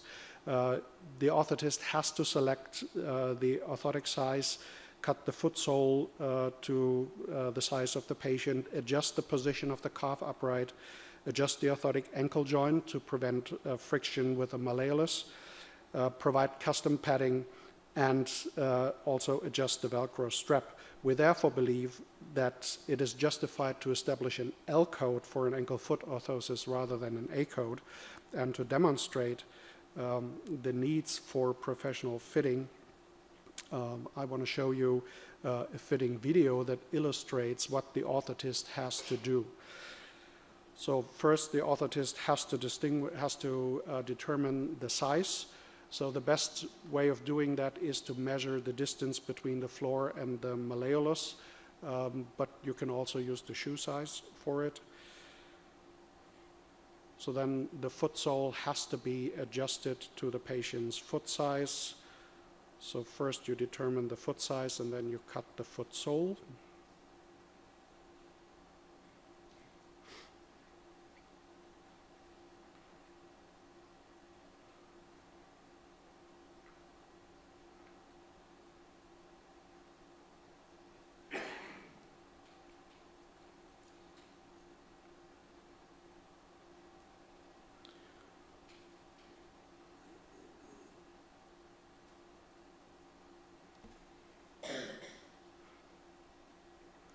So then the sidebars are adjusted using an Allen wrench.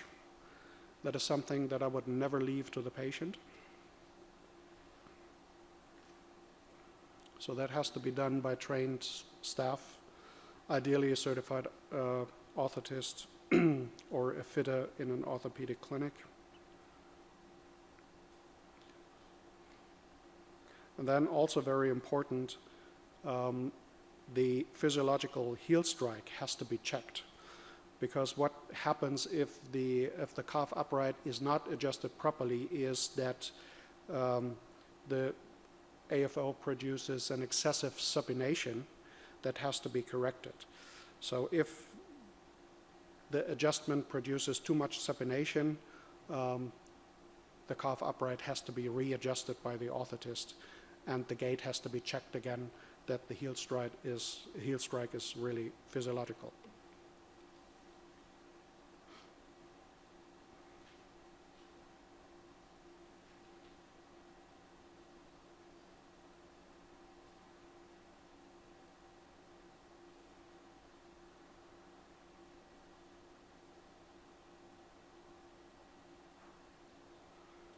So on the right video, you can see that the patient walks with excessive supination, and on the left video with a readjusted calf upright, you see a better, more physiological heel strike. And then the sole can be adapted, and the AFO can also be combined with any foot orthoses that the patient might need that have to be fabricated custom also. So summarizing, we respectfully disagree with the decision to assign an A code because it is clearly an AFO that falls under the brace benefit condition of the statute, has effects that are comparable to knee offloader braces that are currently covered under the local coverage determination for knee orthoses, and the AFO is an item that needs professional adjustments and is not a device that can be taken out of the box and applied by the patient, him or herself. Thank you very much.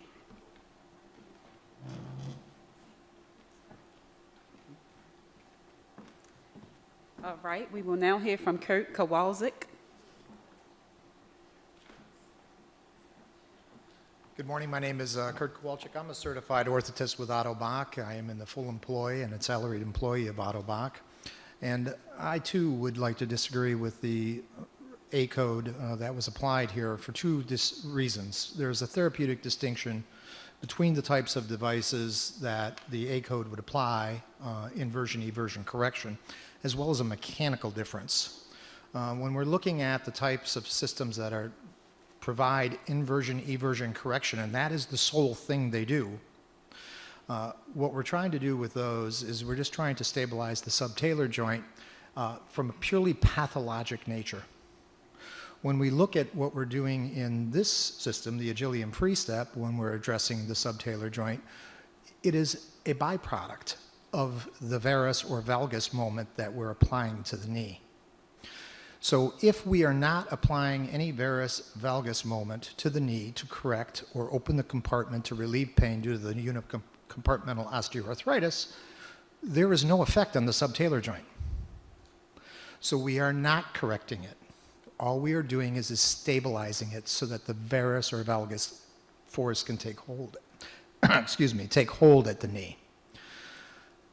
Also, from a mechanical standpoint, as discussed by Dr. Kannenberg, we also see that we're working below the subtalar joint when we work with the A-type code system, but when we look at the Agilium free step, we are well above the ankle. So we have an inherent mechanical difference with those devices. And then finally, when we look at this device, there are a number of patients out there due to their amorphic shape that are not amenable to be able to wear a knee brace. They have a cone-shaped leg so that they cannot benefit from a conservative treatment plan prior to establishing whether or not a knee joint replacement is necessary. Also, if we have a patient who is having difficulty with skin in and around the area of the knee, we can still address their unicompartmental knee osteoarthritis while staying away from those areas. Thank you.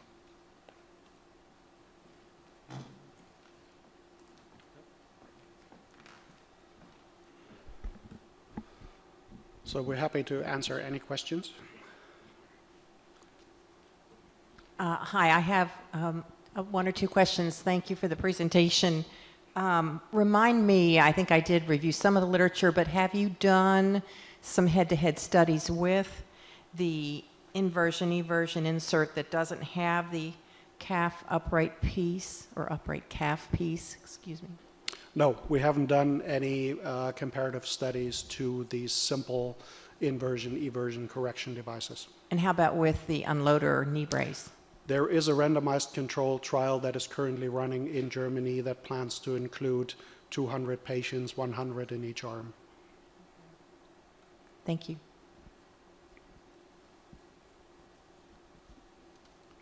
Just for clarity, are you not trying to influence what's happening at the subtalar joint?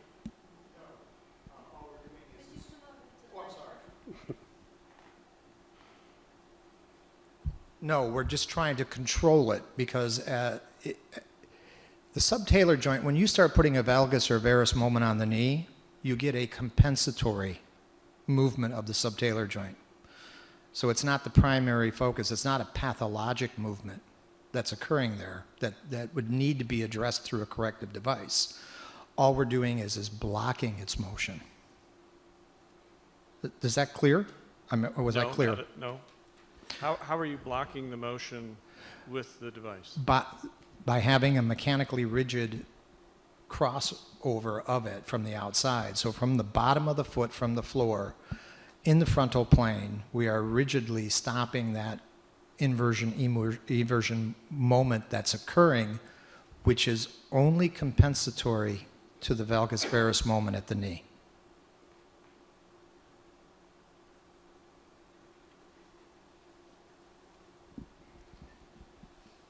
One more question, please. In your observational study, you talked about with your 25 patients that you had stage 1, 2, and 3. Do you have the breakdown of how many were 1, 2, or 3? I could provide that. I don't have it in the presentation. Thank you. But most of the patients had stage 2 osteoarthritis. Thank you.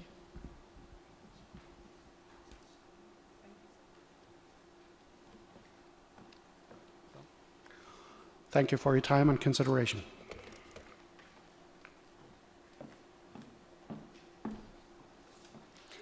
Agenda item number 4, attachment 16.87, request to either establish a new code to identify the very good knee or revise existing code L5856. Primary speaker is Mr. David Liddick.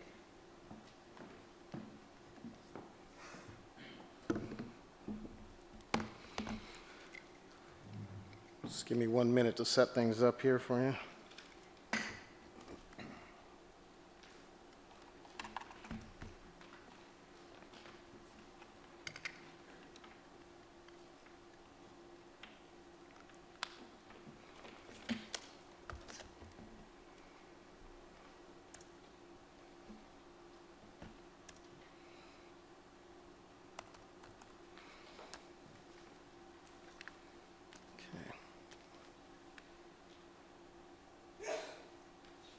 Should be working, I hope. Yes.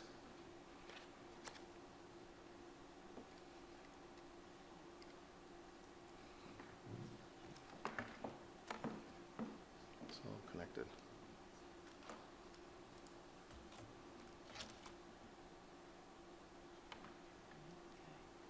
There we go. Okay, we're good. Okay. One more thing. Technology.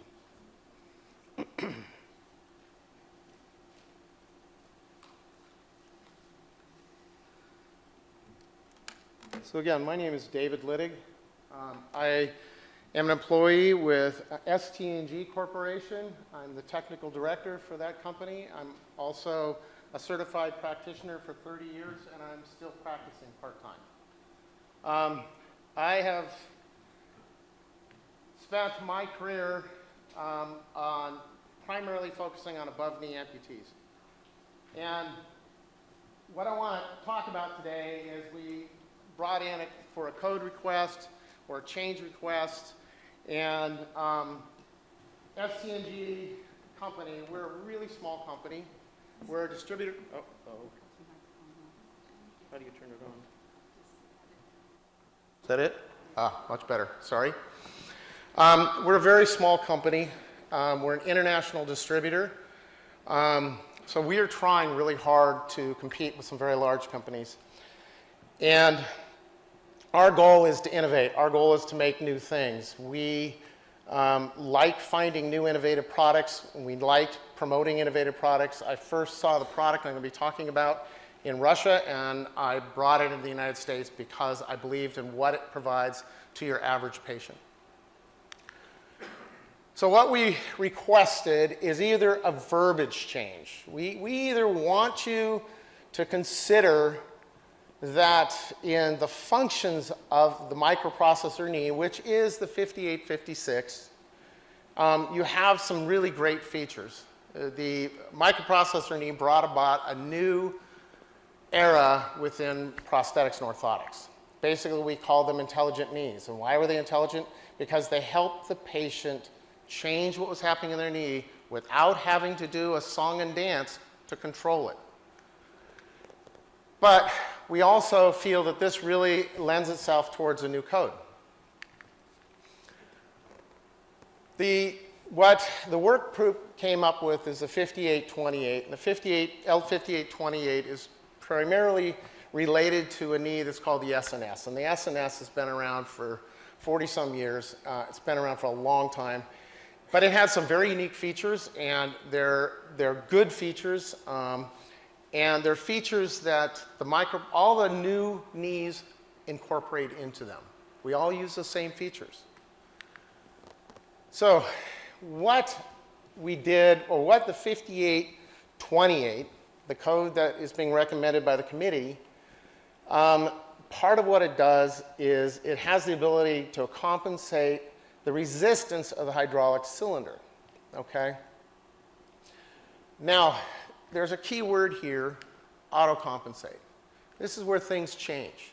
This is what intelligent knees changed. The SNS could not autocompensate. It was stuck on whatever that process set it up on a flat floor walking across this room. That's where it was locked into. It never changed. Now, within the mechanism of it, it has these different supports. And so as the knee bends, it changes the resistance for the knee itself as the angle changes. But it doesn't adjust to the difference between this floor, the stairs, the flooring, carpet, gravel, et cetera, et cetera.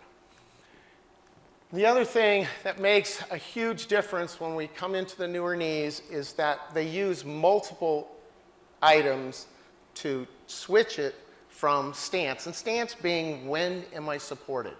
When all the weight is on there, that's stance. So this being my prosthetic side, that's stance. Swing being when the leg is coming through, okay? Two different functions. So both the microprocessor and the VGK work on having multiple mechanisms to control when you come out of stance and into swing. How does that happen? Before 2014, and 2014 being when we brought the VGK into the US, basically you had microprocessors being the only intelligent knee out there. The only knees that will compensate for the patients. And the SNS sales basically rapidly went down because there's something better to make our patients safe. And the reason why I am up here is about safety for the patients. It's hard for people like myself that have two good legs to understand what happens when you take away an ankle and a knee. It's very difficult. It's hard to wear. It's hard to control. So what we need to do is to provide our patients with an item that will allow them to have stability and allow them to be able to be in any place at any moment in any weather. Being where we are right now, you can experience weather extremes here. You can have hurricanes, you can have snow, you can have ice, you can have heat, you can have all these different things happen in the environment. And as you know, when you go outside, that environment affects how you walk. Same thing for an above-knee amputee. So, what I'm going to get into is how this happens, what it does, and what the VGK brings to the table. Now, I wanted to real quickly differentiate function in the sense of action, not function in how it gets done, but function in the sense of action. What happens to the patient? The 58-20-28 SNS is a single parameter swing initiation. So what that means is the knee has to be in hyperextension, and it switches a rod inside, and then the leg swings through. So there's a lot of ways to initiate that inadvertently. It has a manual adjustment to adjust swing and flexion, and by that, the prosthetist will adjust the cylinder to make it control those things. And then it's set for the life of the patient. It has a manual lock and a free swing switch on the cylinder for that patient to adjust it. And it has a stance support effective to 30 degrees. And what that means, and most knees have this, is when you're bending your knee, the hydraulic unit mechanically can give you a support for 30 degrees. And after that, it misses, the hydraulic unit falls within the alignment, and it misses it, and down you go. In majority of knees, that's all they give you. So if you're, for instance, kneeling down, you can't go all the way down before you lose that support. If you're, for instance, sitting in a chair, you get partway to the chair and then you collapse. So this is really an important effect. So the 5856 microprocessor, it has a dual parameter of when you switch. How do you get out of this? And now the microprocessor 4, C-Leg 4 now has another feature related to this. But I'm discussing the 5856, the original code. Anyway, it has the ability to be set up for a manual lock with a key fob to control that. But it's not a mechanical device used on the knee. It has stance flexion and stance extensioning dampening. That's another code. It has swing and stance adjustability. And it also has stumble recovery. Now, stumble recovery is a huge thing to amputees because it's all about falling. It's all about safety. This was a huge feature that came about. So, getting into the meat of thing, the VGK. What is the VGK? What is it giving to you in the sense of function and action? First, it has an auto-compensating swing, and the auto-compensating swing, we call it motion feedback system. It's a way that mechanically controls the fluids. And then in stance, it has a vortex metering system, a separate unit that controls the fluids. And I'm going to demonstrate this in a moment. It is energy independent. It has 70 degrees stance. Anyway, I'm going to just move on. I'm going to get into all of these things as we go. How does this work? There's the key. What are the mechanics? Why is this different? What you're looking at is not a microprocessor. This is a patented technology. It is a revolutionary technology in the sense that Jacob Bunder, the developer and inventor of this, who's here, he has figured out how to make a simple fluid intelligent. He has figured out a way to make the stuff make adjustments. This graph is purely to show you that as the rate of the knee bending, okay, as the knee bends and the force applied to that knee joint, you have a rate of bending. And the faster this moves, the quicker your knee is going to collapse under you. What you want is as you bend it, you want it to stop you, give you time to control it. So the vortex system gives you a flatter base. It's slowed you down and gotten you under control quicker. That's what it's all about. So, go back. So this, as far as I know, as far as we've ever seen, is the only video evidence of actual stumble recovery. Notice this guy, he comes around, he hits the cobblestone, it grabs his toe, and he lands on that bent knee. Now, a normal knee would relax and let you go down. It reacts instantly. And that instant support gave him time to catch himself and get the next step without rolling on the ground. And rolling on the ground is what it's all about no matter what age you are. None of us like to fall, and it happens. But above knee amputees, and this guy's a very skilled amputee, it happened to him. And this was not the point of this video while they're doing this, it's what happened during the videotaping. Now, this is the function of using the knee to support your weight as you're going down. Notice how deep this patient goes with that knee. You can easily see a very severe angle right here, and she's supported by that. If anybody's ever done cross-country skiing, you know what telemark skiing is. I used to do it when I was at a younger age. It was difficult. She can do that. So, I really get moving here. This young gentleman, we brought it in, and he was trying everything he could to trick the knee. And so I learned a whole bunch of stuff on him. Notice that he's walking sideways, downhill, and he ends up walking backwards in a bent knee also. So the knee is bent and yet under control at all times. He doesn't have to set it up for it. It just does it instantly. So this is the same gentleman, same day. This particular clinic says, you know, I'm sorry, we set you up. We don't have time for people like you coming in here and talking about your products. So we put it on him because he has a microprocessor and absolutely loves it, and he'll shoot down anything that comes in the door. So I said, great. This guy's name's Pete. I said, Pete, make it fail, make it trip, make that knee go. Do anything you can to do it. He's very agile. This is not your average patient by any means. He's agile. But he could not trick that knee. He could not make it fail. And at the moment, he is now given up the microprocessor, gone to the VGK. This is something that we don't think about. This guy, again, same guy, very agile. He just sent this just a week or so ago, 2 weeks ago. And he's working in his yard. The ability to first pick up something under control and then bend the knee under control is huge. Good.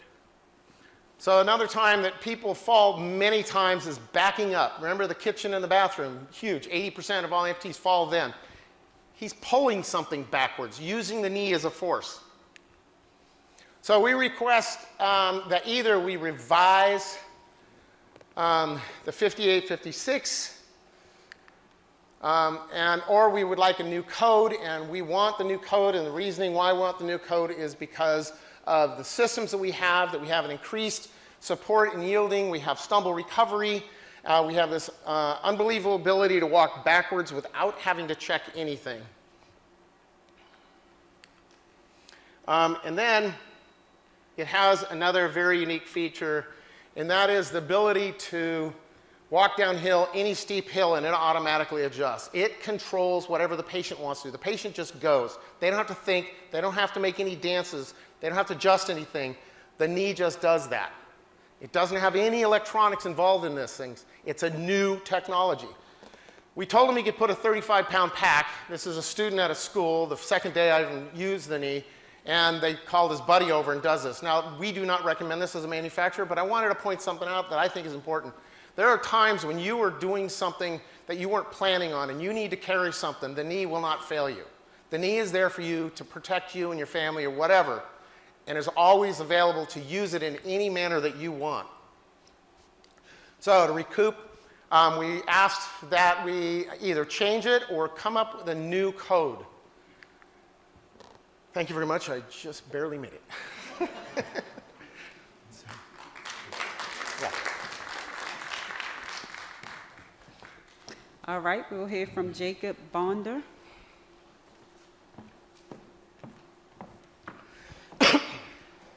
Good morning, my name is Jacob Bonder. I'm actually the developer and inventor of the VGK and its underlying technology. I've had a first lovely encounter with the US systems applying for a patent, which has been a very, very good grilling, but I was impressed with the technical skill of the people who evaluated our application, but finally we managed to convince them that it was distinct and different. Regarding the VGK, I think Mr. David Litter has given an excellent presentation and overview over what it also got on offer, so I think you're fully informed to its capabilities. Using these few minutes to speak, I would actually really want to stress the dual input of the VGK. It uses two input parameters. The one is the angle measurement that the knee is fully extended before it releases into swing, together with the needful presence of the forefoot load, and that is the same set of parameters as you find in the microprocessor knee joints. And that is what has made the microprocessor knee joints distinct from ordinary fluid stance and swing knee joints that use a single gate parameter. So the VGK does use a double gate parameter, and that is what delivers the inherent safety that has been reported. In terms of control of the movement, when you walk down a hill for a longer time, fluids actually get warm because you use up friction energy that heats up the mechanism. Fluids get thin, and that is where many knee joints fail to deliver their normal function. The microprocessor knee joints do actually control for that property, or at least that is unofficially understood. It is not officially publicated. But the VGK uses the thinning out of the fluids, like in the vortex that you saw on the slide, because it allows fluids to spin faster, and therefore it actually accelerates its resistance. So the thinning out of the fluids is actually a trigger for the fluid to give more resistance to its own motion. And that is what we mean with control. Control is actually stabilize against environmental and user variables. Finally, something that's very easily overlooked, our technology uses no batteries, no external power supply, because there are no microprocessors that are hungry for electricity. It actually uses the surplus energy within the knee joint itself to operate the valves and the energy that it requires to operate valves. And that allows a permanent state of onness. The knee joint can deliver its function continuously. Whether you are sleeping at night and want to use it, you don't have to take it off charging points. Whether you are on a long trip to China and back and you fail to actually get your luggage out of the luggage system in time to have your charger to recharge, you can be on all the time. Or if you want to have a neatly finished cosmesis, you can still use the functionality of this device, which is highly similar to electronic knee joints, on a continuous basis without having to strip down the leg to charge. I hope these were some small clarifying points in addition to Mr. Littig's presentation.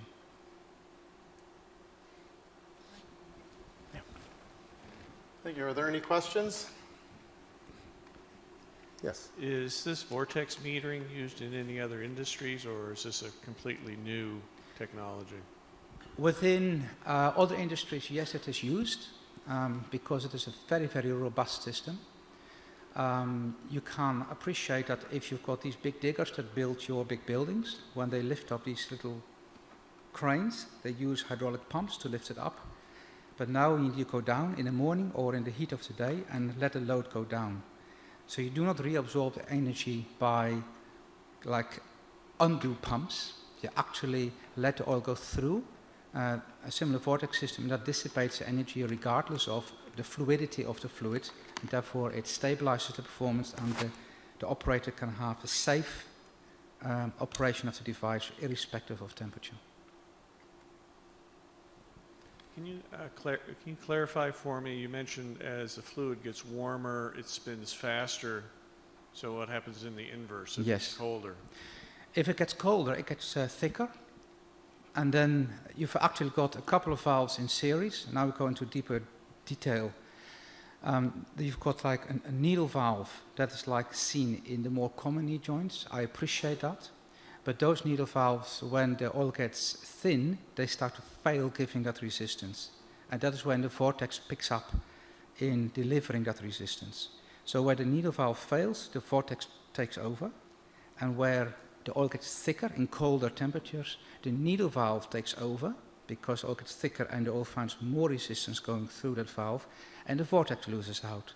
So those together hold each other in balance, and from research it has been shown that the bandwidth of resistance from the VGK relative to, say, a benchmark rotary product is about 30%. So the rotary product, mechanical, has got a 3 times as wide difference in terms of its resistance it can offer as the VGK. And that obviously allows the patient to go downhill for a long time, and there is no temporary stopping that you've got to wait for anything to cool down. There's continuity, and that is a theme that is continuously going through all the different things that I've put in as designer, because I'm a clinician by trade. I've listened to my patients, and it is them that have got it hard to bring in all those functions of daily living into one product.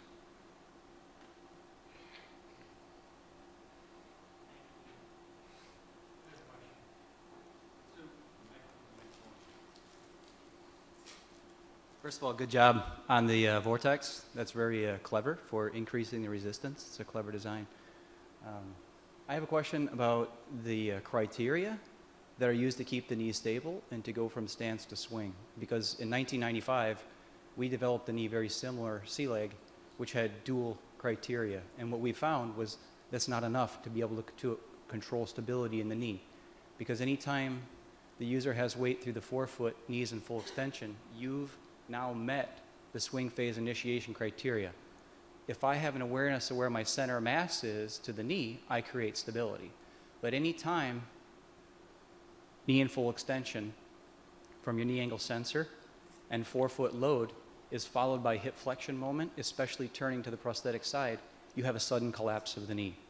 So I noticed in all the videos, like the person being carried and the person moving in multiple directions, the knee can look very good in your videos as long as the user pulls aggressively with hip extension force. So without the IMU, there's absolutely no way to know that the user is actually moving backwards. And I see when he steps backwards, he keeps stance resistance because he has weight through the heel.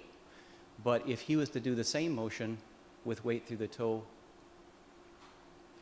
loading the forefoot followed by hip flexion, the knee collapses. So in our current technology, we've gone from dual stance to now 3 criteria. And if you look at our advanced technology, we've gone to as high as 6, because the more criteria, the less risk to the user. Right, I'm most honored having had this question, because it means that it represents a very good understanding of what we're talking about. It relates very much to backwards walking, which has been a problem in some microprocessor knee joints. We do not suffer that problem. The time's too short to go into the full detail, but to give you a glimpse and insight, the valving inside, it not only uses those two parameters of toe load and full extension of knee joint, it also requires a sharp, to the point initiation of flexion. And when you walk backwards, the movement is out of tune with the system to make it cause that collapse that has been seen in some microprocessor products that you're referring to. And I hope to have answered your question with this. Yeah, thank you.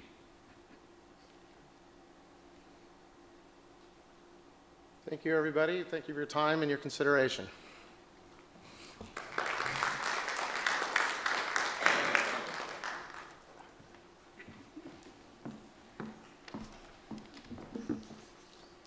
Agenda item number 5, attachment number 16.88, request to establish two new level 2 HCPCS codes to identify the walker alarm.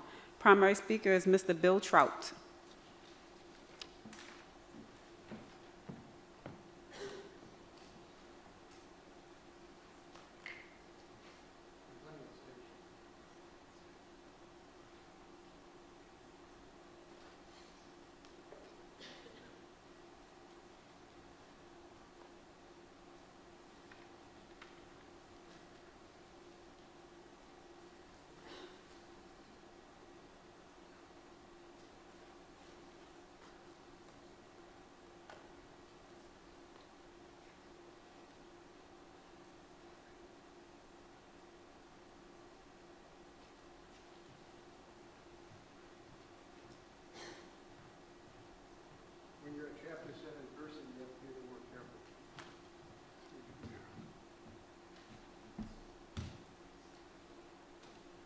How do I get my slides?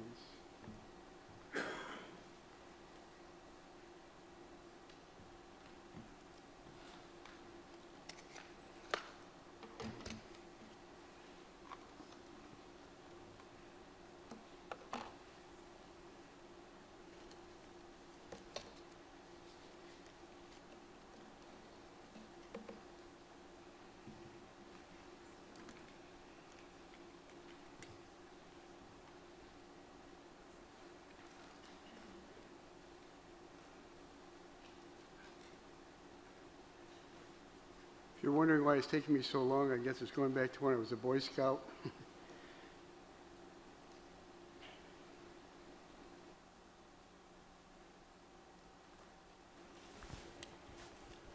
I'll work on this. Am I good? I'm good. I can say good morning or good afternoon, but it's somewhere in between. I'm Bill Trout. This is my product. I have contract manufacturer, and I have contract developers in this product line, and so I don't have anybody else involved monetarily. It's myself. My company's name is Walker Aid. The product is Walker Alarm. It became about through the request of a physical therapist who needed some help. She was spending all her time coaching a person using a walker, and they were always having trouble going like this. And she found that she was spending a lot of her time just getting the person to stand up and use a walker in the proper location. And she didn't have time to work on cadence and gait and all those things. And she said, isn't there some other better way, that's something you can come up with and help to use a walker safely? So we proceeded with the idea, and I'm missing something. Okay.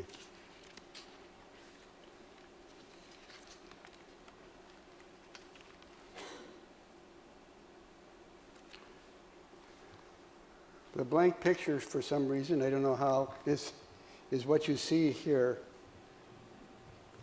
And you can see how the walker alarm is mounted on the crossbar of the walker. It's considered FDA Class 1 exempt. It's an accessory for a walker. That's how this class came about. As you can see, the unit is about the size of a deck of cards, and it's mounted to the crossbar of a walker. If you turn it around, unfortunately the picture doesn't show up on the screen. These are sensors. This is like a kind of an X-ray or a radar, probably is a better way to put it. It goes out and finds an object, and this is all kinds of a person object, and then it bounces back, and it will monitor and see how long the bounce back signal takes, and that was how they determined how far out the person is from the walker. It has a green glow to it, and you can see in the other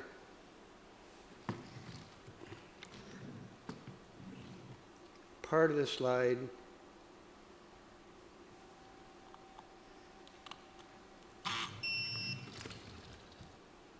see if it stabilizes and just gets green. I call it Lucy, I guess. Sometimes it has a mind of its own. Come on, Lucy.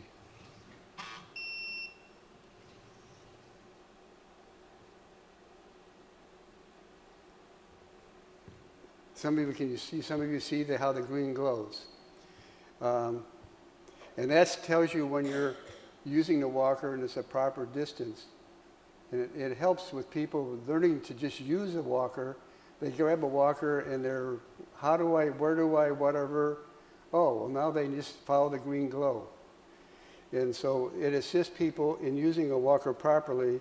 And it also gives them some assurance that when they see the green glow, then they know they're using it properly.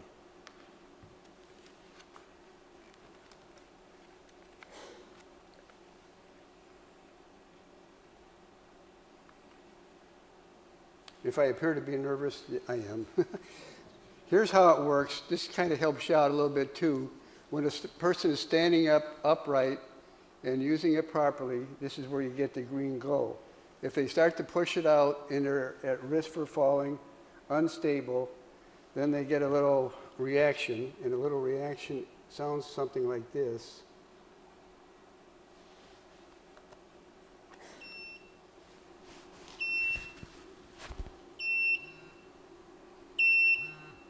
So you get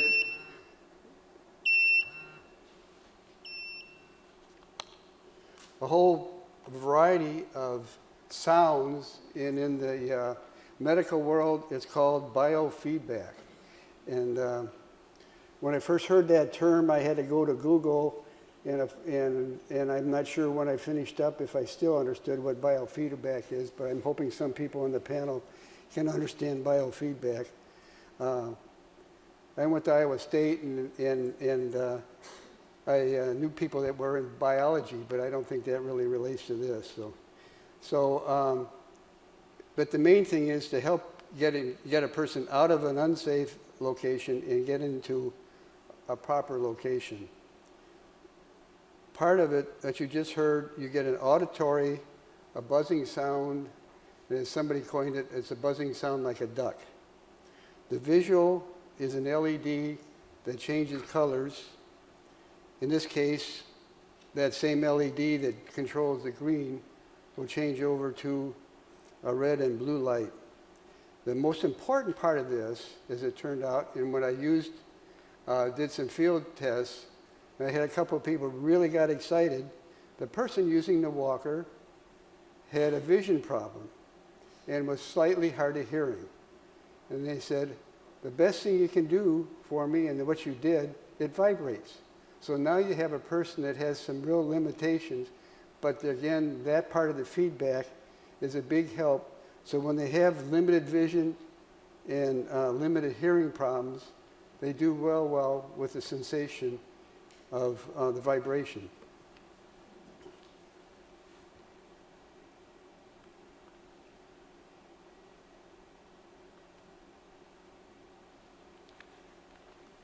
Am I going in the right direction? I guess so. Here we go. So you're wondering, oh, well, okay, now you got this gadget, what do you do with it?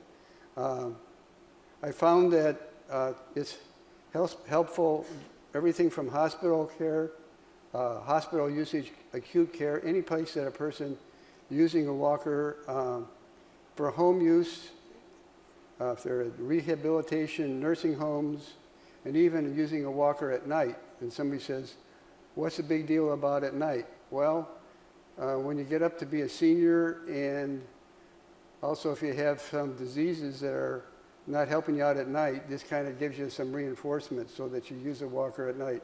You'll see people at say a nursing home, and they do fine during the day, but if you talk to the staff and say, hey, these people could use some help at night, and this is a way to help them at night. Now the challenge is, you've probably seen a number of people using canes, and you wish they were on walkers. And I'm hoping, and the challenge will be, if you give me the chance, to get them interested in using a walker, and an easy way to use a walker, because all they need to do is see the green glow, and maybe it's a good way to convert from using a cane, and more people would use a walker. And the major benefit for Medicare could be some expense as far as a broken bone or something like that. Because that world you get into easily $20,000 or $30,000 by the time you get through the whole hospital visit, and acute care, and so forth. So the whole idea then we could see exposing this to a number of people, we would like to see some reduction in hospital visits.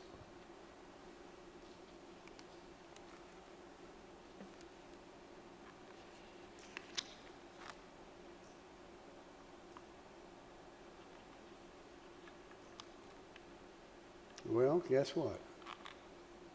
Here you go. So what you see here is just kind of like a business card. I'm working hard to get this product out. I've worked on a couple of different variations of it.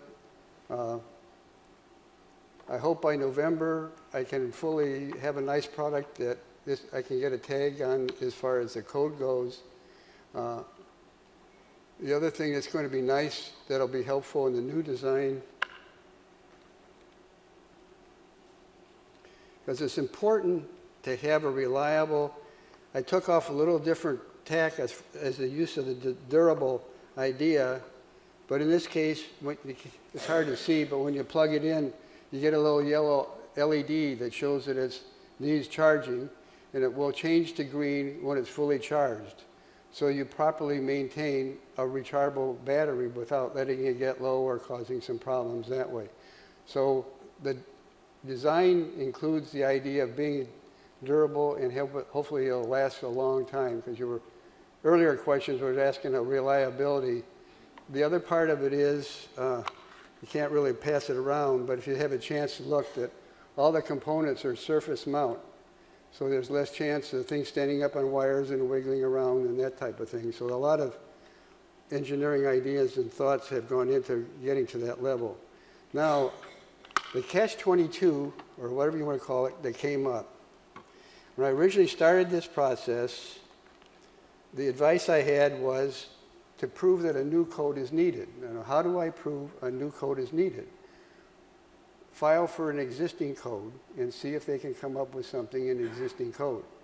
Well, I filed for existing code, and I got an existing code for an alarm, but it doesn't say where the alarm's used. And so that's fine, but it's too nebulous, and that's where my pointer is, that I think we definitely need a new code, because this is a brand new product. And so my goal is to include a new code, and on the original application for walker and walker accessory items, there's a whole series, mostly starts with an E0130, and it goes up to an E0159. And you look through that whole series, you will not find any type of definition currently for an alarm system as an accessory for a walker. Now, So I'm asking to consider that as an important reason to make this my request for a new code, so I can be included in that list as a walker, something usable, very usable for a walker.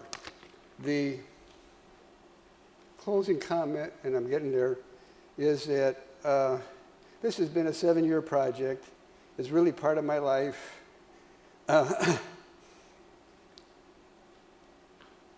Having lived with a person for 11 years that has a disability, I work hard to try to come up with ways to make their quality of life a lot better. And so that's kind of my driver on this whole thing, and I would appreciate your consideration in making this journey along the way fruitful to help people who have a need for some Medicare help this way. The one closing idea is that urgent care or acute care facilities have talked to me, and I've got some that are testing this now, would like the idea that they could, when a person leaves a physical therapy facility, or that person has the option to continue on using a walker alarm while they're at home. So you have a continuity, and hopefully if they're properly trained while they're at the physical therapy place, that it reduces the chance of hospital visits. So the ideal would be to have the person leave the acute care, go home, and be able to get this walker alarm and continue to use it at home and not have to make another hospital visit all over again for the reason they were in the acute care to start with. Hopefully that helps and clarifies some things that were written in some little confusion, but when you're bringing something brand new out, it's a little hard to help to get the point across. So with that, I'll entertain any, I don't have any 5 minutes, so I'll be happy to entertain any questions at this time. What happens when the user wants to sit down? How do they turn off the alarm?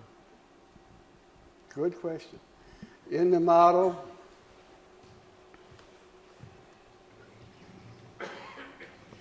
and I'm in a, got a little better. It's now going into a sleep mode. In the first version of it, in the second version, this only works when you're out of range. The newer version we were running into, if they're in the washroom type of thing and in a stall, whatever, okay, situation, you can't get the walker and leave it out in the middle of the washroom. So we're revising that to have a sensor monitor it, so anytime there's inactivity, no matter where, it goes into kind of a sleep mode. Good question, good question.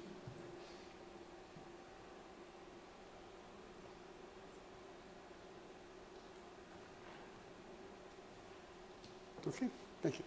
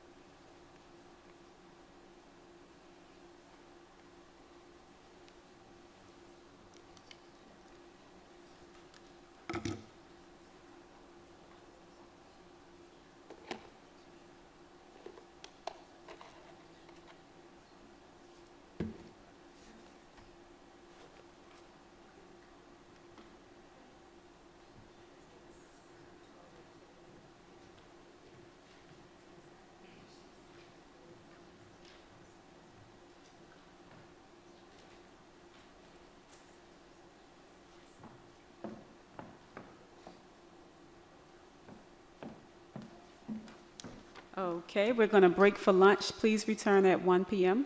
Thank you.